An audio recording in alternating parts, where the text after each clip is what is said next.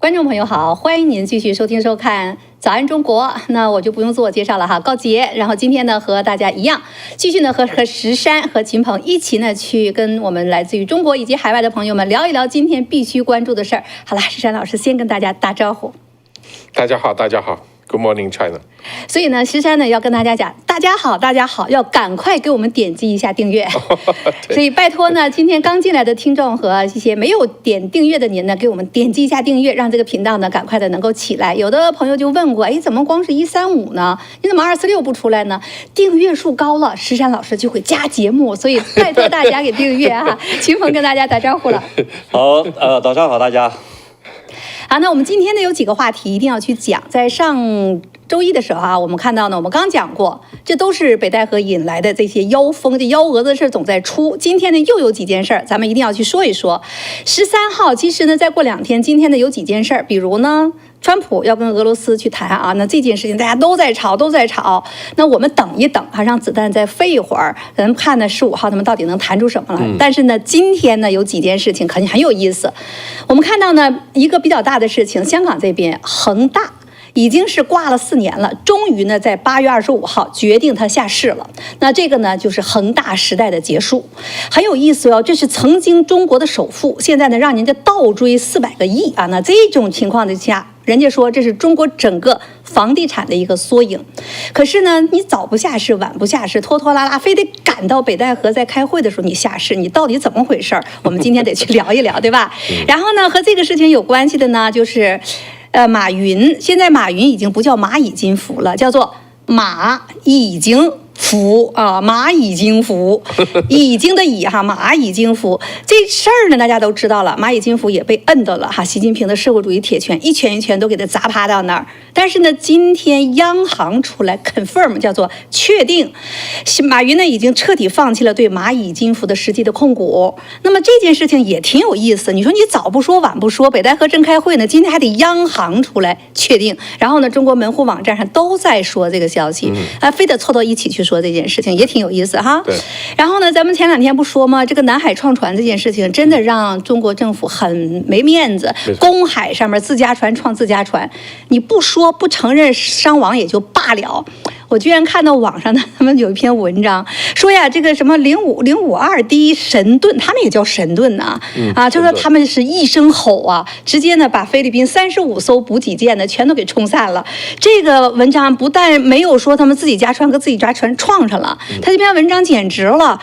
他们把菲律宾已经打得稀里哗啦，把菲律宾的那个小的海警船据说给撞的精准的撞了船尾，让你不沉不死人。然后呢，我还严格的去打散了你送补给的这样的任务。所以我们简直是看的真的是有意思。我们一会儿呢去看一看哈，那这里边的滚到一起，咱们说说到底咋回事儿。今天呢还有一件事情呢也很好玩。那我们今天呢在网络上看到一个消息哈，石山老师他说，机器人可以生孩子了，可以代孕了。对呀、这个，我们这个以后就是把妇女同胞解放出来了。对呀、真的是这样吗？结果我们刚才一查，我和秦鹏我们就发现，哟，这个不光是有这个消息，而且呢，齐刷刷的被中共这边全部从网站上，在大陆里边404了，全都给拿下来了。哦，全拿下去了。哎，各大网站现在都没了，变成404了。有意思啊！所以我们现在看到的这个呢，是什么雅虎啊，这些海外的转载的，你还能看到，国内的没有了。消息来自国内，人家的技术据说呢，1年之内就上市，10万人民币就买一个机器人，还能生孩子。那你觉得你支持不支持？如果这么厉害的一个东西，那中国大陆为啥齐刷刷的都给它摁下去了呢？又是此时此刻哈，挺有意思的。这幺蛾子事总是这么多，您觉得是怎么回事？那还有一个呢，就是大家可能没太注意，今天呢，你就看中国的门户网站，你能发现不少的消息。哎，什么浙江、黑龙江国家公安部哈，各个网站都在说，叫做智能啊，为了你家里的安全，叫做智能家居，网警替你把握你们家的网络安全。你能通过这些字面，透过那些标题和公安部这么推的这个东西，你能读到后边他要干什么吗？那我们知道呢，咱们在座的都是老媒体人了。那石山老师和秦鹏先生呢，一会儿呢会给大家好好的去分析一下，特别是来自中国大陆的朋友仔细的观察，您会读出什么呢？海外的朋友，你们观点都非常的厉害，很犀利啊！把您的观点呢打到屏幕的下方。那高杰呢，把您的，你可以挑战石山，挑战一下秦鹏。我呢做一个左右传递手，来看一看哈观点的碰撞。不敢裁判，我们看热闹不怕事儿大啊！我们把观点呢去碰撞一下。那好了，我们今天先第一个话题了，恒大。恒大呢，这个你在香港待很长时间了。香港这个下市从2021年到现在，已经是快夯当啷当已经4年了，对吧？对。然后你早也不下市，晚也不下市，北戴河开会，你这不上眼药吗？让大家又重新关注了恒大一下这个事儿。现在呢，就直接讲到了8月25号。彻底的下市，它是恒大集团在香港的上市公司，下市，这已经挂了4年了，对吧？因为它已经是停牌的状态了，没错。然后现在只剩下6毛多钱，然后1毛6分钱， 1毛6分钱哈，几乎就是1毛6分没有对啊。那这件事情你怎么看呢？您觉得这事儿就是一个正常的程序呢，还是呢这件事情是你一看到这个题目会让你想起什么？它必须得下市了。它在国内的话，也可能如果在中国大陆，它可以不下市，但在香港你没办法，因为现在告它的是外资，因为它欠了很多外债，它欠了好几百亿美元的外债，对 ，totally 是2万个亿嘛，的债务啊。对，他欠了大概，其中是2、3千亿人民币，大概都是外债。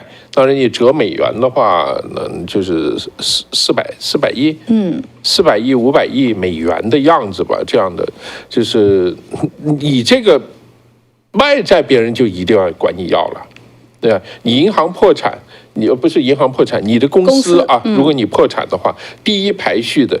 政府税务，政府税收，政府嘛，先把你钱收了。第二排序的银行，第二排序的，按照国际上的来讲是公司员工，就是你欠公司员工啊，你请的人，他们的工资你是不能欠的，你得先还。然后就是债权人，债权人呢是银行，然后债券，然后是最后才到股东份。所以我不等你在那个外国，为什么马上就宣布去法院申请一个叫你清盘，马上停，马上给你清？因为如果我不叫你马上停，你很容易自己操作，先把钱给股东自己分了，对不对？自己钱拿走了，最后等到这个排序下来，最后等到那个债券持有人或者银行就拿不到钱了，所以他必须立即申请你要清盘。所以你这个公司就是，但是在香港，在中国大陆就不用说了，你是一切都由政府来控制，是吧？他想让谁损失，想让谁不损失，那是他说了算。但是在香港，最起码在经贸这一部分，他还是按照普通法的这个来进行的，来做的啊。所以他这个据我所知，这个。已经申请了好几次，想要法院直接就宣布他破产清盘，但是有人是中国大陆跟这些债权人呢就谈，说你别这样啊，你这样的话对我们这个造成很大的损失啊，所以就拖了这么长时间。但是这个事情啊，拖4年了，对，都拖4年，到现在才把它。这个正式的责令下市，责令下市。其实这个中国房地产啊，大家都知道是房地产公司欠了很多钱，但是玩的我今天看到一个消息啊，我还没有去这个具体的，我还没有具体的去查，但是啊，这个。我觉得他说的是 make sense 的，就是除了恒大、碧桂园呐、什么万科啊这种啊，其实还有他们还有这个很多的建筑公司是国有的公司，其实欠了非常多的债，全是债。我找一找跑哪去了，应该在这儿。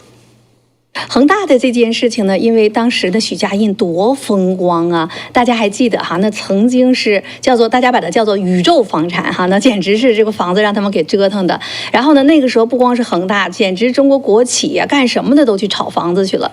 所以呢，就真的就是秦鹏，我看到就在讲，就这是一个时代的彻底的结束。想当年许家印多风光啊，那跟习近平，包括那个足球队大连足球队，他的汽车，我的天，他不光是弄房子，人家是干别的呢都去炒房子，他炒房子呢他去干别的去了。对，他是广州恒大。对呀、这个他从那儿发家的嘛。对，那广州恒大足球队嘛，恒大足球队还很牛，有段时间还拿了还亚洲杯还拿了5次，好像那段时间其实他是挂上了这个习近平的关系。对，所以的话呢，就是后来这个恒大，我们说这要爆雷的时候，国内的朋友就在讲说，哎，这家伙太无情无义了。谁无情无义？当然是说这个220斤的这个220磅的那家伙嘛，对吧？无情无义。对，怎么能看出来是挂上习近平的这种关系？哦不，这个大家圈里都知道，因为本身你这个足球那段时间由恒大引起的，然后开始的一大堆人就开始投足球，一大堆的这个地产公司开始投足球，所以都知道这是为谁在投的。你想恒大的这个足球的话，前后花了多少钱？大概有100亿。那为什么呀？你那么个房地产公司搞那个东西干什么呀？房地产公司你搞一个这种歌舞团是给谁用的呀？你当然都是给官员或者给这种超级富豪这种关系户来用的嘛，对吗？就是这些都不是，这个钱不是白花的，不是说这个许家印多么喜欢足球。这实际上是买关系的，投其所好的啊。所以的话呢，你说后来这样像恒大们发展这么大，其实它不是一个个人问题，它相当大的一个程度上是这个体系，就是中国的整个这种制度把它给惯坏了，把它给做大了，对吧？大家都这么玩，都这么玩的。许家印一个人，对吧？不是许家印一个人，你在全世界来讲的话，没有一个房地产公司的负债率这么高的。中国的房地产公司呢，我们讲说，这叫10个缸，对吧？说是这个8个盖9个盖，这已经很牛了，对吧？中国的这个房地产公司不是这么玩的。中国的房地产公司的话，是负债率能够高达就账面上80%几。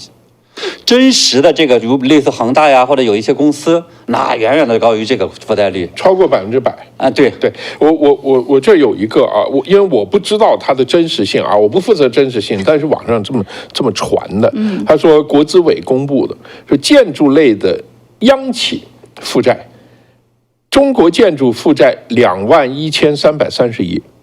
中国交通建设负债13484亿，中国铁路工程负债12904亿，中国铁建铁建负债12711亿。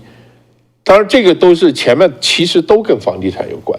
除了这个叫做铁公鸡以外，他们也做大量的房地产的投资。这些你讲的这些都是国企，对，全是负债而且他后面也讲了，说这个中石油11843亿，他自己独家垄断，他还负债。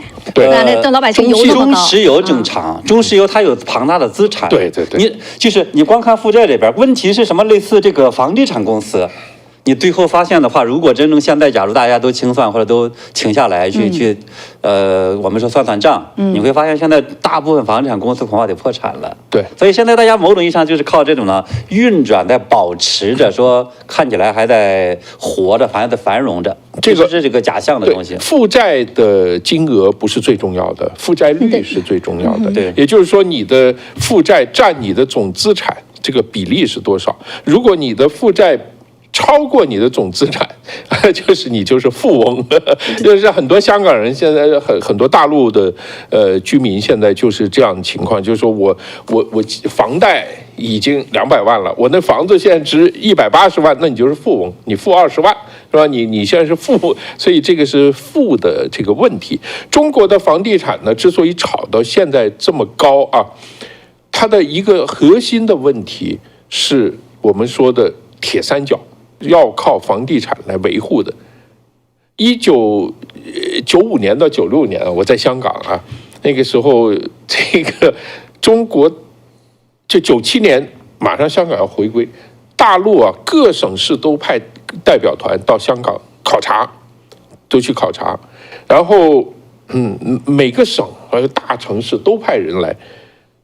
然后我认识人是专门接待他们那帮人，因为你要普通话，你要讲国语啊，要能给他介绍，你要用他们官员呢听得懂的这个财会语言跟他们解释，他们看完了以后，你们香港有很多优点，地税啊、自由啊、这个市政管理啊、警察这个政府的这个高效啊，包括可负担房屋这一块，没有人感兴趣。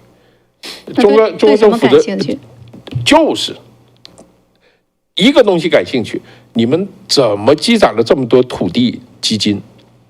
那个时候香港政府那个时候就是回归，就是主权回去之前啊，这个土地基金大概有4-5千亿港币，在那个时候啊，对于一个中国的省市政府来讲，哎呀，简直是羡慕坏了！你怎么弄的这个钱啊？用什么办法弄的这个钱？香港在这个时候就给中国大陆起了一个坏的模范作用。其实香港就是铁三角：政府、银行、房地产、开发商3个铁三角，就是要政府卖地可以收钱，可以收税，然后银行贷款是最优良的这个投资这个工具啊，因为你这个通常老百姓贷款买房子呢，不管利率怎么浮动，他都是会定期交，他不会丢掉的，因为这是他的家啊，这是家。那房地产开发商不用说了。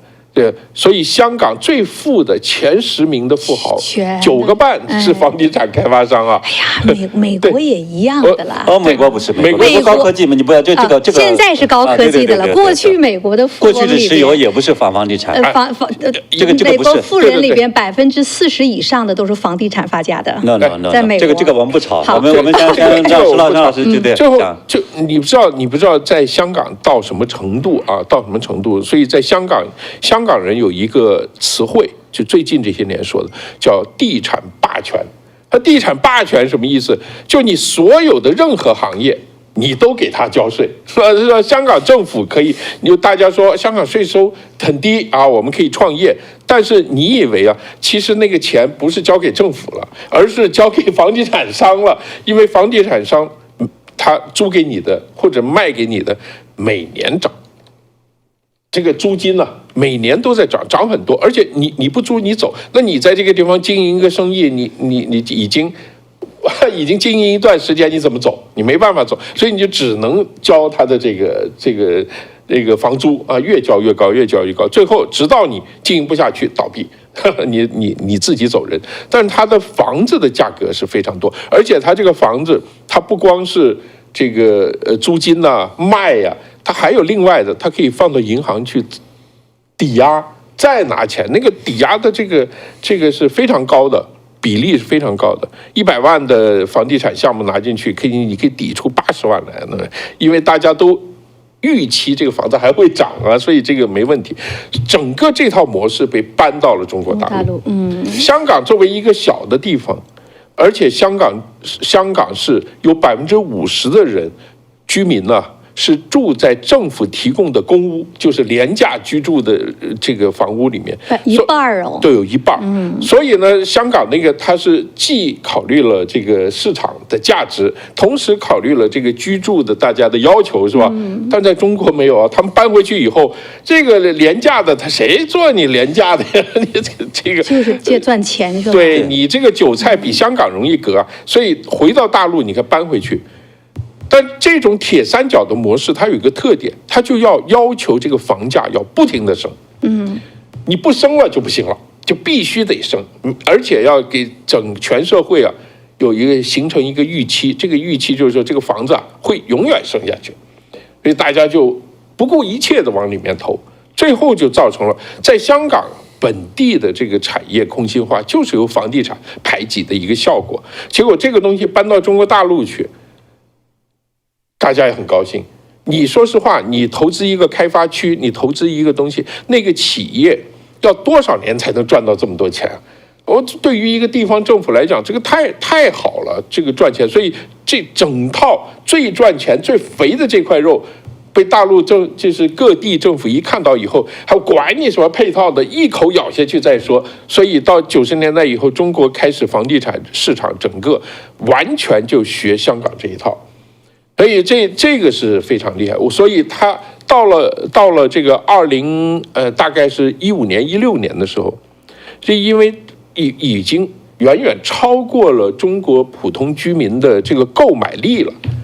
你想，你要40年的收入才能买一个房子，所以不是中国人有人说，如果你这个一个农民想在城市买房子，要从宋朝开始打工，一直工作到现在才买得起，说这个已经太 over 了，所以我不认为习近平说的是错的。习近平说房住不炒啊，不。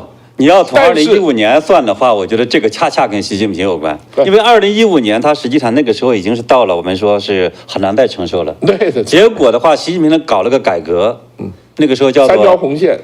不，3条红线是到了2020那个之后了，就是2015年、2016年的时候搞了一个叫什么呢？叫做涨价去库存。也是习近平弄的。对，所以就是那个时候的话，那是当时所谓的叫做这个供给侧改革嘛。供给侧改革它其实真正做的就是通过这种比如城市的这样的一些这种棚户区改造，发现金的方式给你，然后再让你去买房子，再把这个价格又给你拉高了，然后再很多的央企很多的这个大家联合做套，说把面包的这个面包粉炒得更贵。对吧？这个时候就把这个价格又暴涨了一次，所以那个时候，假如那之前把它这个刹车，其实是可以解决很多问题的。但是呢，那个2015、2016的话，搞了一个这个涨价去库存，那个价格又暴涨了一圈。而那个时候，这之后的话，实际上就已经是完蛋了。所以后来这个叫做3条红线，只是一个相当于是最后的一根稻草。把它给勒死了。再一个，秦鹏说这个事情涨价去库存呢，就是棚区这个什么棚区改造啊，城中村呐，搞这些东西。对，恒大就是这一波变成全国首富的。在那个之前，他不是中国房地产里面，他不是最厉害的，他就是借着这一波疯狂的。我们叫疯狂，有点我们不说贬义啊，就是说因为你利之所在嘛，拼命的借债，上面借债，下面借债，就从预售房借债，预售抵押，对，然后这个水泥、钢筋啊，预售这个也是从香港学过去的，是吧？但预售他没学好，他实际上你看香港的话没有这个烂尾楼，你可以说基本上没有，为什么呢？因为你比如说你要去买一个房子。最后的话，你什么时候真正的开始交钱，真正的开始过户呢？是你这个房子盖起来了，虽然你开始可以预定，但是呢，你只交很小的一笔钱。对，这包括美国也是这样的，你可以就交个几%就行了。真正到了这个最后完成了交房，它才算真正的变成了一个房产交割。它是这样的，对于香港地产商是这样，我建了一个房子，我用这样的价格卖啊，我有这样的利润，然后我就向社会预售，然后每个人觉得好啊就买了以后，并不是交了全款，而是交了一个很小的一个定金，几万、10万、8万这样的一个定金，然后我就拿这个合约去找银行，你看已经有人买了，我现在没有钱建不起来，所以你把钱贷给我，我把它建起来以后就还给你。对银行来讲，这个房子已经卖了，没问题啊。对不对？这个利润就差这么一点来实现了，那我赚这个一点利息，这个是很稳定、很保险的。所以这个风险实际上是银行和房地产商承担。在中国不是，在中国这个预售是你要贷款把钱全给我。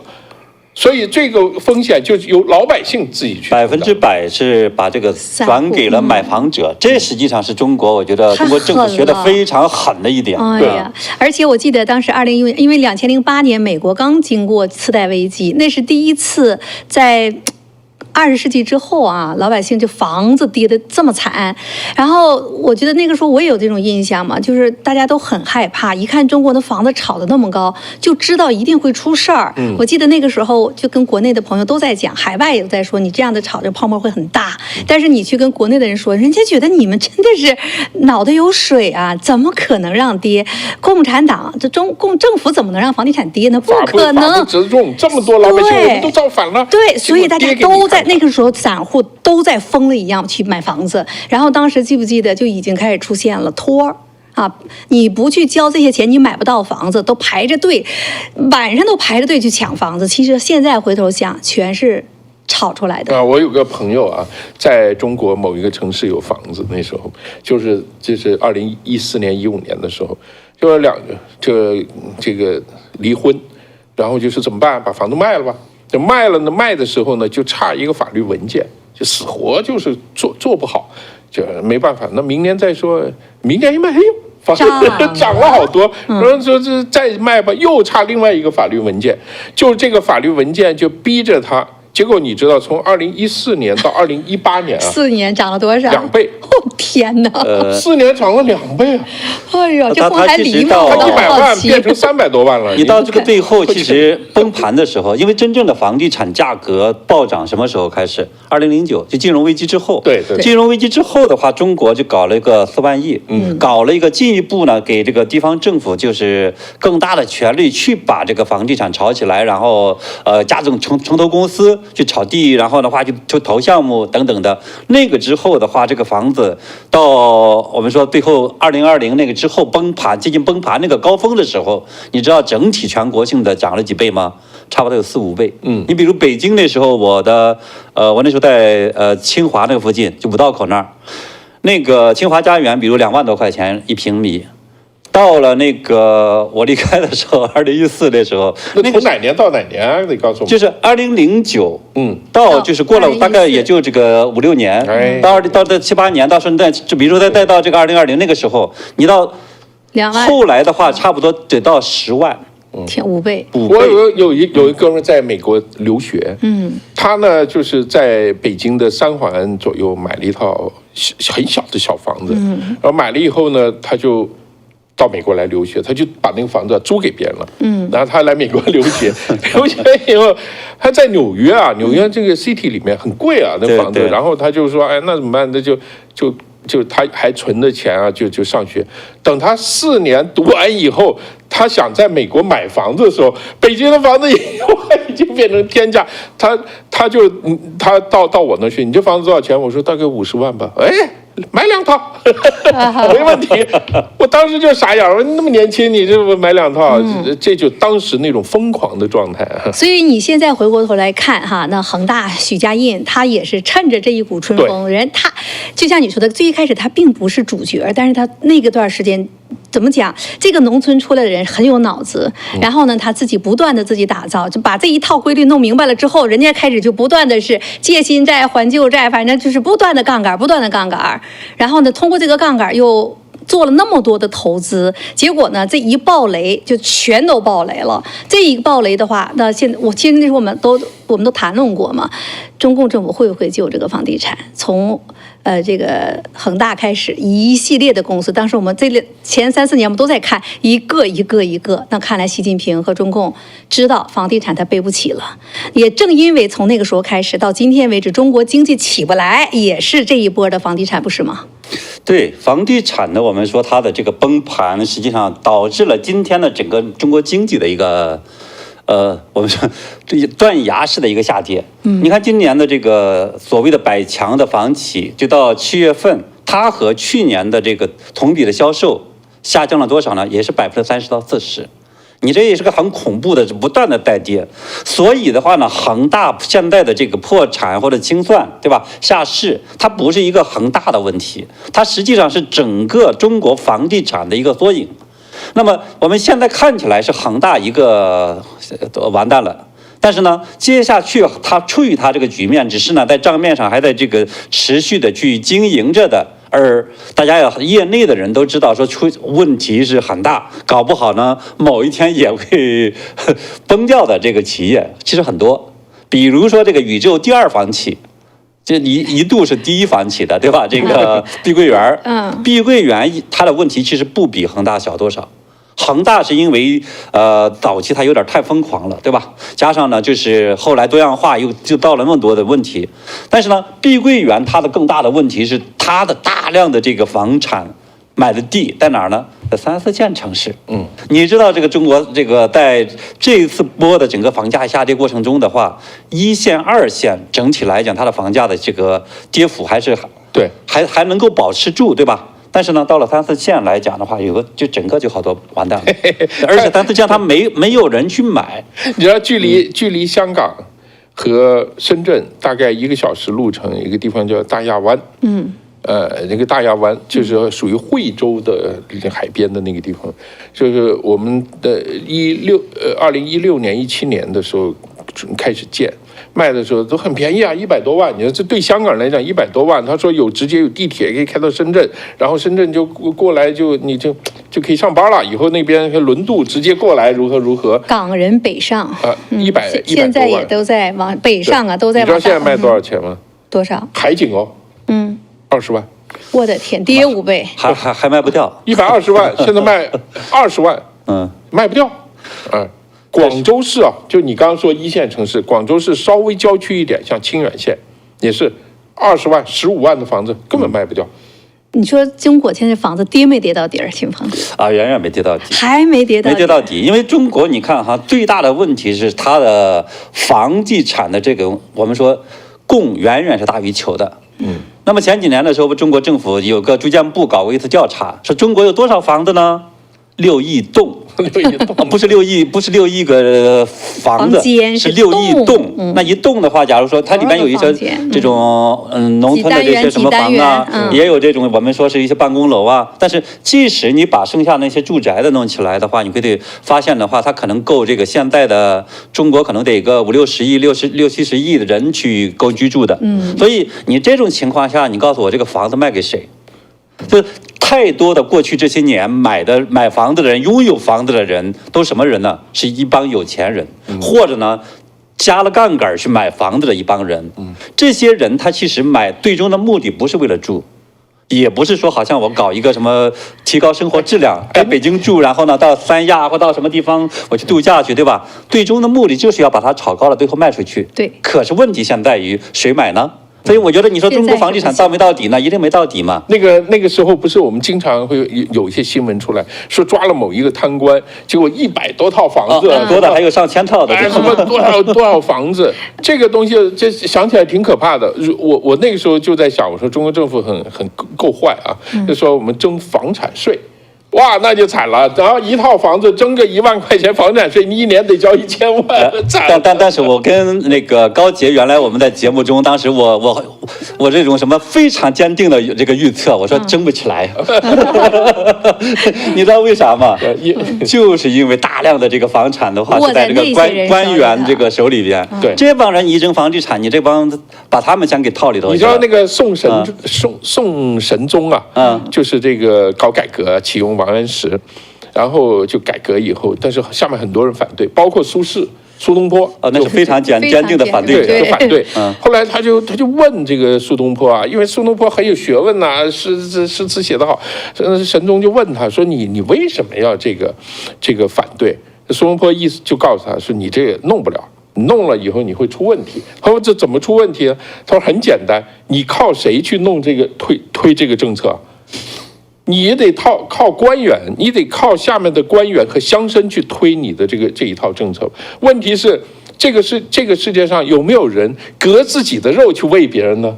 就是说你等于是损害他们的利益，你说起来道理上是这样一个道理。现在中国共产党的情况一样的，他必须靠这些拥有1000套房子、100套房子的人啊，去执行一套政策，要把这个房价给压住。这个是从人性角度他是做不到的。他是没有办法做到，最后他们一定是给你拐弯抹角，一定把房子继续往上炒，还不用说这些官员的利益是和地方政府的利益和这个当地有钱人的利益完全是合在一起的。对呀，他还得靠你的这个卖地，你们赶快盖房子，我的地税，我的收租啊，我得卖，财政全靠这个呢。所以最后的话，你说这个中国这种房地产信仰，对吧？房地产这种叫做霸权是被谁打败了呢？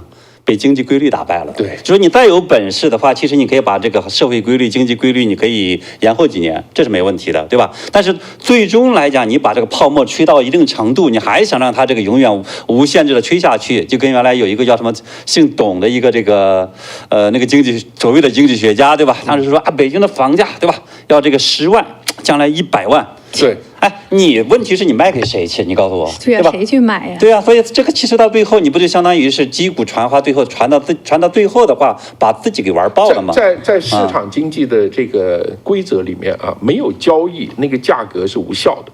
比如说我和秦鹏，我们这个我随便拿支笔，咱们俩交易这个笔。你100万卖给我，我200万买回去，我们两个就这样买来买去，就我们两个都是亿万富翁了。这个有效吗？这是无效的，因为别人这个市场是封闭、开放。现在中国就是这样，你不管怎么样，它已经没有交易量了，已经没有交易了，没有交易，你这个价格就是假的，就是没有用的。现在中国不是很多地方有地方政府限价不让你涨，是不让你跌，对吧？不能让你跌。那就最后它的结果就是交易量急剧萎缩，就没有人买卖。然后这个它说明什么？说明这个价格是根本就不行，除非你全部放开，这个交易这个价格还能维持在这个地方，而我们大家认为 OK， 这个价格可能是真的是供需关系的平衡点，所以它是一个市场价格。只要你有所控制，你的价格全是虚假的，全是假的价。所以这个许家印其实让大家很唏嘘啊。那今天我们看到他强制他下市的时候，媒体啊大家都在回顾中国房地产的当时的辉煌。许家印的辉煌就是当时中国房地产最疯狂的时候的一个缩影。你要那时候他要钱不够啊，去香港，找这些房地产商去帮他投进去。当时香港房地产商最牛的就是郑裕彤啊，郑裕彤其他的不喜欢，就喜欢打牌锄大底。然后这个许家印就据说在那叫陪着玩牌，成立了一个叫大底会，就一帮富豪在那天天锄大底，结果就锄大底的那一批人给他投了不少钱，我估计这帮人都有问题。我跟你讲，香港你知道有个叫青官会的，干什么的？青官会是专门针对法轮功的啊，那个青官会啊，有一个对，就是专门针对法轮功。就你在哪儿讲这个讲共产党不好，他就在哪儿设个牌子讲法轮功不好的。他和房地产和这个许家印有什么关系？他们的钱全部是来自这个大底会的这批人。这您不知道啊？对，这个事儿得跟很多朋友不知道那个年代去没去过香港哈。那个时候你要到香港，除了你最熟悉了，给大家讲讲当时什么情况。然后很多法轮功学员就站在那个地方，大陆来的旅游团，然后呢就不断的讲中共派法轮功，法轮大法好，对吧？那个时候那是梁振英当特首的那段时间，梁振英呢就跟大底会这帮人关系特别好，因为梁振英是测量师出身，测量师专门给这个房地产商戴德梁行的老板。干活的，给这帮人干活的，所以他跟那帮人关系特别好，所以那个实际上是广东省政法委610广东省的610下的一个指令，然后这个许家印呢就带着这个命令，其实他就把钱就给这帮人做这个事情。那我们知道，在这个青官会里面，很多这些人呢都是拥有那个恒大上市股票的，那帮人是有的，而且还在半山买豪宅啊，因为他买股票是原始股，你一上市，他值钱了，这老值钱了。这帮人啊，实际上你看哈，他最后这帮人赚钱了，对，这帮人赚钱了，他们并没有说亏掉，像什么许家印一样亏掉，甚至许家印本人，对，他都没亏掉。为什么呢？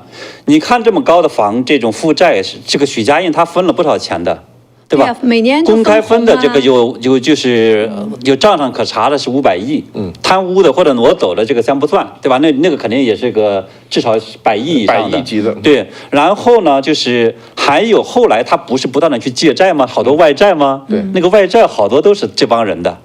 就是都是这些可能许家印呐，什么大地会啊，或者什么等等这帮人，他们的话倒过来去借给这个恒大钱，对，然后呢，恒大优先还的时候还给谁呢？就还给这个所谓的外债，所以你看这里边他里外里他们自己是不亏的，但是最后的话，我们说他为什么他还破产了？然后呢，最后这个整个原来的这个中国房地产，我们讲说铁三角，最后实际上形成了一个翻书。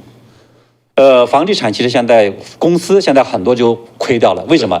你这么高的杠杆，大部分的房地产公司并没有说是及时的收手，像这个李嘉诚啊，像这个潘石屹啊，你说及时的把它撤出来，然后把这个赚到的这些铜板给拿走的，这个几乎没有，他都是大量的继续再给怎么办呢？往里继续炒，继续把这个买地啊、建房子呀，所以他那个钱就滚在里头了。就说你也停不下来，停不下来了。他真停不下来，他那么大的一个资产负债，你就得不断的借新还旧。中国人，而他不断的往里滚嘛，所以这个他房地产公司其实是整体来讲是不赚钱的，滚到里头去了。政府呢，你到今天，其实你发现它也是负债累累，而且这个地方债、隐形债百万亿以上的这个规模，对吧？百万亿以上的规模，这个到中国为什么现在我们说每年政府好像你看那个 M2好像怎么那么高，但是呢，你发现政府没钱，为什么？他那个负债太高了，所以到今天的话，这个他也输掉了。对，还有呢，我们说银行现在也是痛苦的要命，收不回来，一堆烂尾楼，你一堆的烂尾楼，一堆的这个叫做这个烂地烂项目，对吧？所以一堆的这个富翁，所以中国房地产现在也是亏的。所以最后的话，当然很多人就讲说，那谁赚了呢？有一个笑话，不就是说这个你在那儿去捣鼓这个油条，然后呢再去把这个油条再放回去，对吧？你会发现这个手上沾了一堆油，就是过手的这帮人，官员呐，这个银行家呀，或者这些这个房地产公司的这些老板们呐，或者相关的人呐，他们赚了钱了。许家印也没赚着钱呢，他赚着钱了，只是他最后被这个抓起来，这个现在没福享受了嘛，吐出来嘛。他不是让他老婆带了400个亿要跑出去，现在不是在追吗？跑了呀，问题是现在都在冻结呀，他老婆还在这个英国什么买了都在冻结呀，几十栋房子。所以外资在追呀，所以你看自己还跑的，哎呀，看他楼起来，看他楼塌下去。许家印自己当成他带那个皮带嘛，对不对？那大家都知道的许皮带，现在呢跑到监狱里边自己待着去了。你看许皮带为什么他能获得这么高的一个政治地位？那当时确实是受了重视，就是拍了这个习近平马屁嘛。你当时不仅是习近平啊，当然他这种房地产也符合了国家当时的政策。江西的很多人，对，包括那时候广东省的那些高官，那个是深圳的当时的书记。那他过生日的时候，他多辉煌！你看看那网上传的他那些，所以这一次呢，恒大在香港下市，让大家很唏嘘啊，在我们眼前看到他楼起来，看到他楼塌下去。所以我说今天这个他去在这个时候下市，让大家又重新回顾一下中国房地产这样一个简简单单的缩影。我们要吸取教训啊，因为其实很多年前网上就有这么一个笑话，这个其实是个外国的笑话，说2个学经济学的博士生在森林里面散步，看到一堆狗屎，然后就说其中一个就跟另外一个说，你把它吃下去，我给你1亿。那个人你真给我1亿，他说对啊，这家伙就咔就把它吃下去了。哎呀，就是说。这个打赌的另外一个人就心慌了，说这个完蛋了，我哪有1亿给他呀，是吧？2人就继续走啊，那个满嘴臭气，走到前面，发现另一堆狗屎，那个刚才吃了狗屎那个人就说：“你吃下去，我也给你1亿。”结果那哥们儿一听这，赶快又把狗屎给吃了，然后呢？账就冲了，哎，说这经济学上什么意义呢？他们就回去问这个教授，教授说，哎，恭喜2位，你们为国家创造了2亿的 GDP。2个人各吃一堆狗屎。其实，在中国很多的这个我们说无效的经济活动和无效的 GDP 就是这样形成的。在当时啊，我记得我写过一篇文章，我说你骑自行车能不能上月亮？你上不了。为什么我写这样的一篇文章呢？就是很多人都认为我们按照每年8%的增长率，我们50年以后是什么情况，100年以后什么情况？我说这个所有的速度，所有增长都有极限的，对不对？你如果把你自行车启动的那3秒钟的加速度算成1年的话，你是分分钟上月亮，你就出太阳系都没问题啊。但是你有可能吗？但是人因为是一个短视的动物，你在这个几秒钟之内活在这个时候，你就幻觉让你觉得你就是可以飞到月亮上去。我们现在就是任何时候必须很清醒的要看到这个后面它的极限在什么地方，它是怎么回事。这个东西就是非常非常重要。我们的直觉是有偏见的，所以鼓励大家去看那个《Thinking Fast and Slow》这本书啊，他就讲说我们的人类的这种偏见和这个判断误差是无时无刻都存在的。哎呀，所以我觉得在这个事情上特别有意思的呢，就是你最终苦的只有中国接盘侠的老百姓。没错。你国家银行 so what？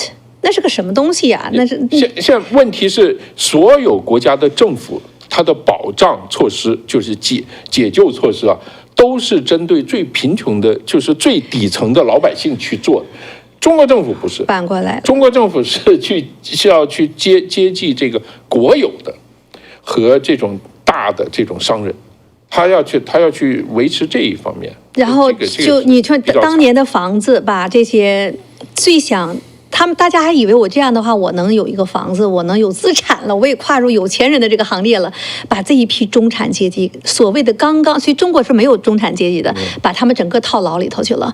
然后呢，前2天我们又谈到这个什么养老金呢，还在算计这帮人，还要从每一个人头上再割一把。你说中国还能往哪儿走啊？所以许家印这件事情，其实我觉得很有意思。其实我在这里边我看到呢，还有另外一个事情哈，就马云呐，这都是中国企业家耶，对不对？你说许家印起家，他也是一个农村的孩子，他能这么一路走到当时的那么辉煌的时候，你很多企业家像马云也是白手起家的耶。那这2天不就是吗？我看到这个网上就在说，央行出面来确定。马云已经对蚂蚁金服呢放弃实质控股权，消息根本就不是现在的了，1-2年前就知道了，7月份早就官宣过了。对，今天都已经8月13号了，还跑到央行还出来宣布一下，然后呢就说实际就是叫做个人实体控制公司的这个时代也已经结束了。马云就是其中的一个代表，许家印是这个样子。马云呢这件事情你们又怎么看？马云的这个，我们记得呢，马云前几年其实讲过一个话，说有一天这个政府的话让我把这个蚂蚁金服这个支付宝对吧交出来，那么呢我一定会这个交出来。大家觉得说他行啊，这马云是有点这个本事对吧？他下边加了一句，下边人不说话了，是什么呢？政府让我交，你说我敢不交吗？就蚂蚁金服之前这个支付宝啊，其实这个过程当中，中国政府打了好多次主意。因为我跟那个就我们五道口有个这个很特殊的学院，现在叫五道口金融学院，那个以前是叫做中国人民银行的研究生院。所以他们那边的话，其实那时候就大家会有好多交流。就告诉过我说，他们那个很早的时候，中国央行就想把人民银行就老想把这个支付宝给吞掉，没错，老想的，或者呢，干脆自己投钱剁一个。后来呢，剁来剁去发现剁不过人家，剁不过人家。对，因为你这个不管是这个你银行交换还行，有强制性，对吧？你像这个加上商户的这种交换，你技术角度你也剁不过人这个马云这种实力的这种各方面服务你也剁不过他。所以呢，后来呢就放弃了，但是呢，一直实际上就惦记着这个支付宝。对，所以后来你看那个就是孙正义被马云给坑了一把啊，因为孙正义相当于是原来这个支付宝它是放在整体的这个阿里巴巴旗下的，后来的话呢说把它撇出来之后，那么孙正义还占了大股份的，但是呢，突然间有那么一天说，哎。我们需要把你给请出去，几千万美元就这么飞了嘛，所以的话呢，这个实际上当时也就有点跟那个冬庆后一样，对吧？相当于是借着这种所谓的爱国、所谓的国有啊等等，把这个那种当年的这种投资者给他赶走了。结果的话，你没想到是什么呢？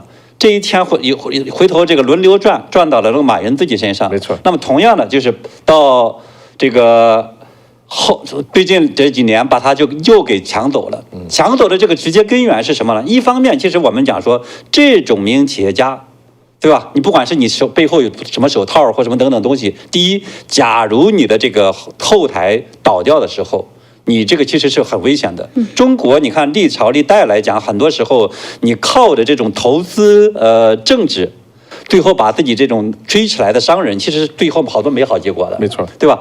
这个胡雪岩这也是，他这个秦鹏讲这个事情啊，让我想起来就是早期的时候，马云这个开始发家的时候，给大家讲那个故事，因为整个阿里巴巴。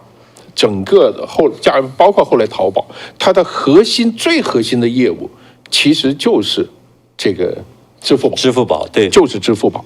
支付宝这种东西在中国互联网经济里面起了关键作用，后来才有这个叫做腾讯的那个叫什么微信嘛，微信的那个支付是吧？对，那个才有，后来才有，最早就是支付宝。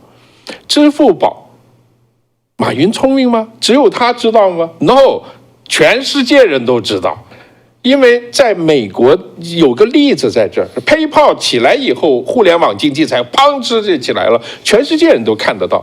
前面有个例子，在中国那个 PayPal 进不去，他不让你去，照着学就好。对你不可能去跟银行接轨，所以在中国做不了。所以呢，马云在有一次呢，他讲了一个故事，我就觉得很有意思。他说，2006年我在世界互联网大会看到这个趋势，我坐不住了，我一拍桌子说，打电话回去跟他说，大家就干，坐牢，我去，怎么我来，就怎么样，然后大家就做，后来就这支付宝就做起来了。我说你骗鬼呀！中国人那个谁不会做？那个技术又不是说那么复杂，是吧？只要你花点钱，绝对是可以搞出来的。为什么是你 ？How are you？ 怎么是你？对不对？是吧？然后你再做的 How old are you？ 为什么老是你能做呢？其实非常简单。背后有江家啊，对，他有江山，有靠山嘛，他这是背后有他家的原因，所以他从那个做的，中国之所以当时做不了这个东西，就是因为银行系统卡住，银行系统说不行，银行支付体系是国家安全所在，国家的根基，我们的国有经济的这个根基所在，谁也不能介入，必须是国家来做。那他为什么凭一个私人资产，他能够做呢？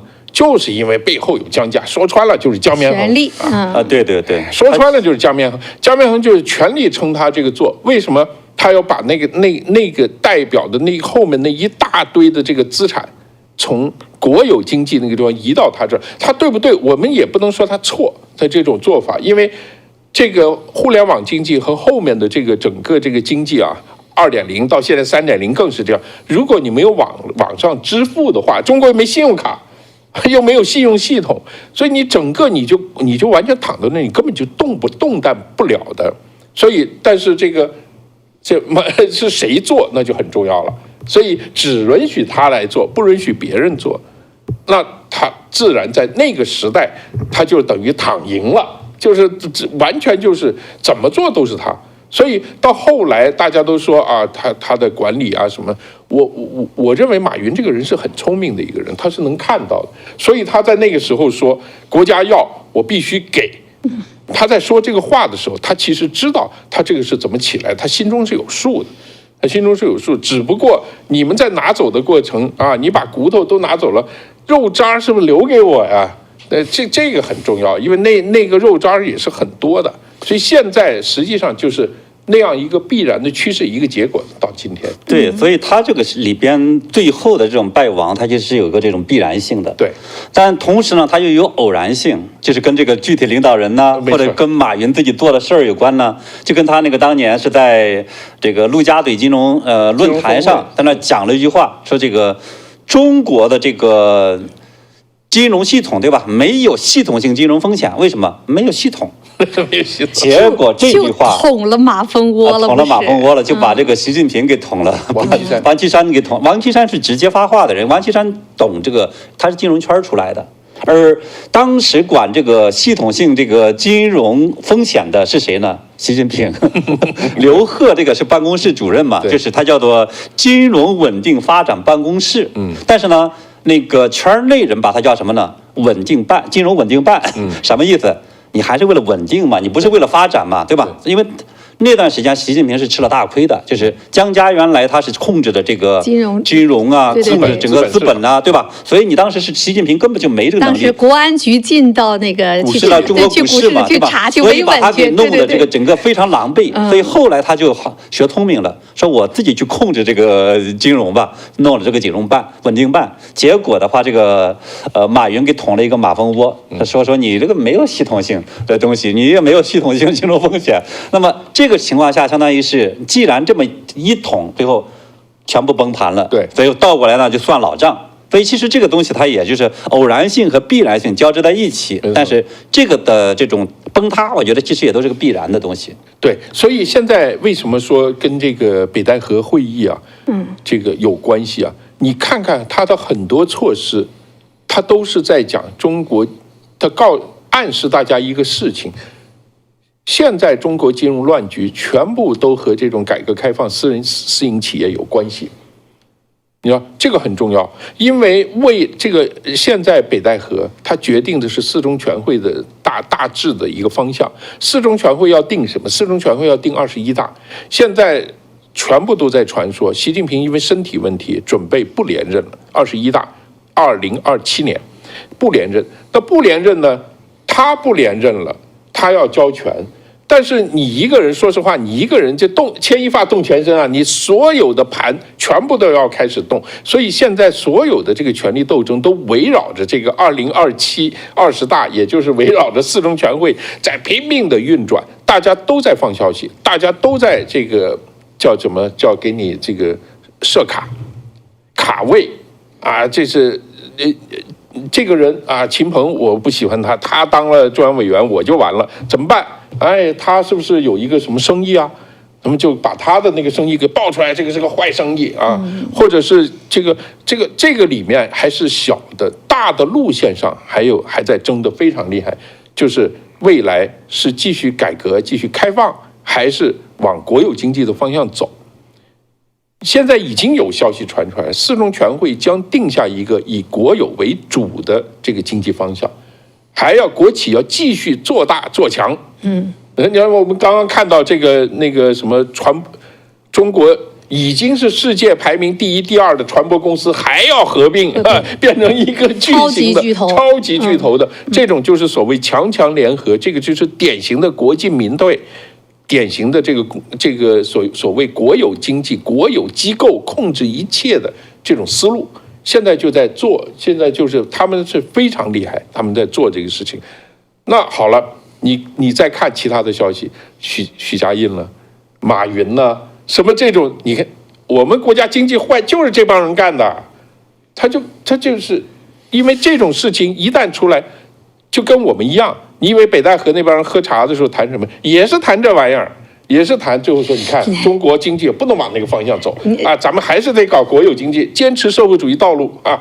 这个两个毫不动摇啊。但是刚才咱们给他揭穿了，对吧？说这个中国房地产的这个问题不是许家印的问题，对，是你这个制度设计问题，没错，对吧？是你整个当初搞的这种铁三角的话，其实是以民为贺，你去故意的去打破这个经济规律，对吧？你故意的呢，相当于是。香港的好的你不学，你学了一堆的这个坏的，拼命的去把这个房价炒的这个让大家住不起房的，哪一个国家的话去敢把这个房子炒成这样子？对，没有一个。哎呀，你们是那么解读哈？那对于普通看客来讲，我们会想起杨兰兰啊。你看杨兰兰，哎呦，在澳大利亚那么有钱啊，有钱到简直大家都不知道他是谁啊，无名无姓，不知道怎么回事儿。对。然后呢，你看你这许家印也好，马云也好，赤手空拳打天下，不管当时你踩对了哪艘船，你看你这民企的下场什么样子啊？曾经有一个人在网上说这么一句话，其实我是70%相信的。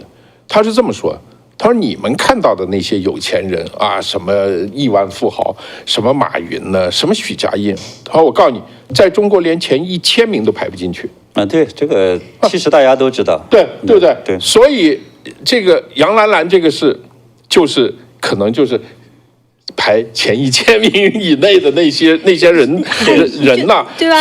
所以网上那句话叫什么？露出了天宫的一角。所以那个就是他这个含义是什么？所以他为什么一起呢？就你捅我一下，我也要捅你一下，你小心点，我也知道，我也把握住你的一些东西啊。所以这个为什么我们说都怪在这个北戴河会议呢？因为就是这个原因呢，就是说啊，你干这个，你以为我不知道你想干什么？你以为你这个屁股后面没屎啊？我也去给你捅一捅，结果在网上趁着某些事情，我也翻一翻，其实意思就是说，你小心了。然后我一捅你的这个你也出问题。我们老百姓不知道杨兰兰是谁，不知道，北戴河一定知道，对，他们绝对知道，他们圈子里面一定知道，所以他们在谈话的时候，哎呀，说这个高姐你就别当政治局委员了，你看你那事儿啊，杨兰兰这个事儿，这个事儿就是这么一件事就定下了。所以呢，在那个国度里边，什么企业家看明白这件事情的话，还有人想再从头给他干企业吗？是吧？有啊，还有啊，有，这个还有中国古话都说了，有人呢辞官归故里，有人漏夜赶科场，是不是啊？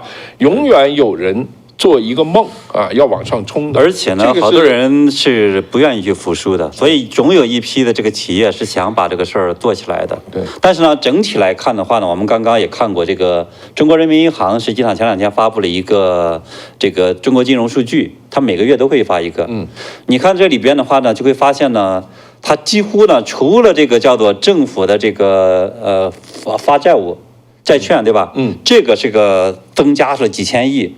那么其他的这些项目，什么比如消费贷款呐，这个就是居民这种贷款，就房地产的相关的，还有呢这种企业贷款呐、投资啊等等这些好多钱，这些全部往下跌。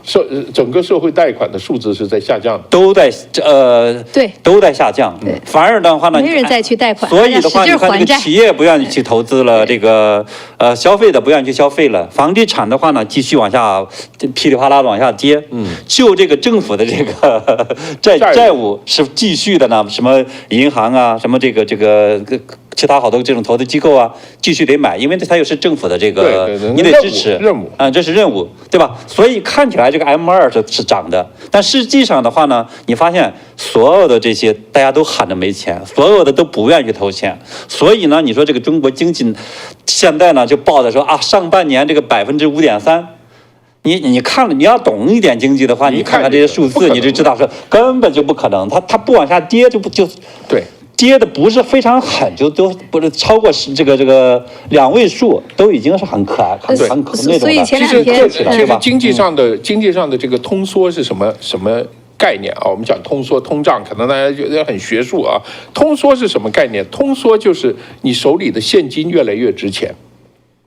手里的现金越来越，你的这个你如果负债，你就等于你的现金未来的现金会减少，你未来现金越来越值钱，你减少了，你不就是惨了吗？所以为什么大家现在提前还贷，就是这个意思。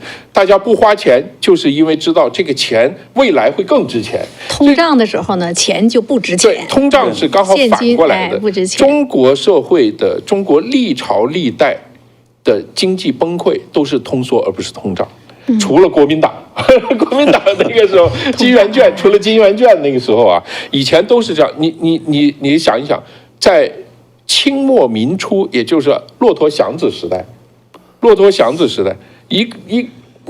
一个鲁迅他们那帮人在北京买一套四合院，200多块钱大洋，200多大洋什么意思？200多块钱大洋是一个好的教授，陈独秀这帮好教1个月的收入。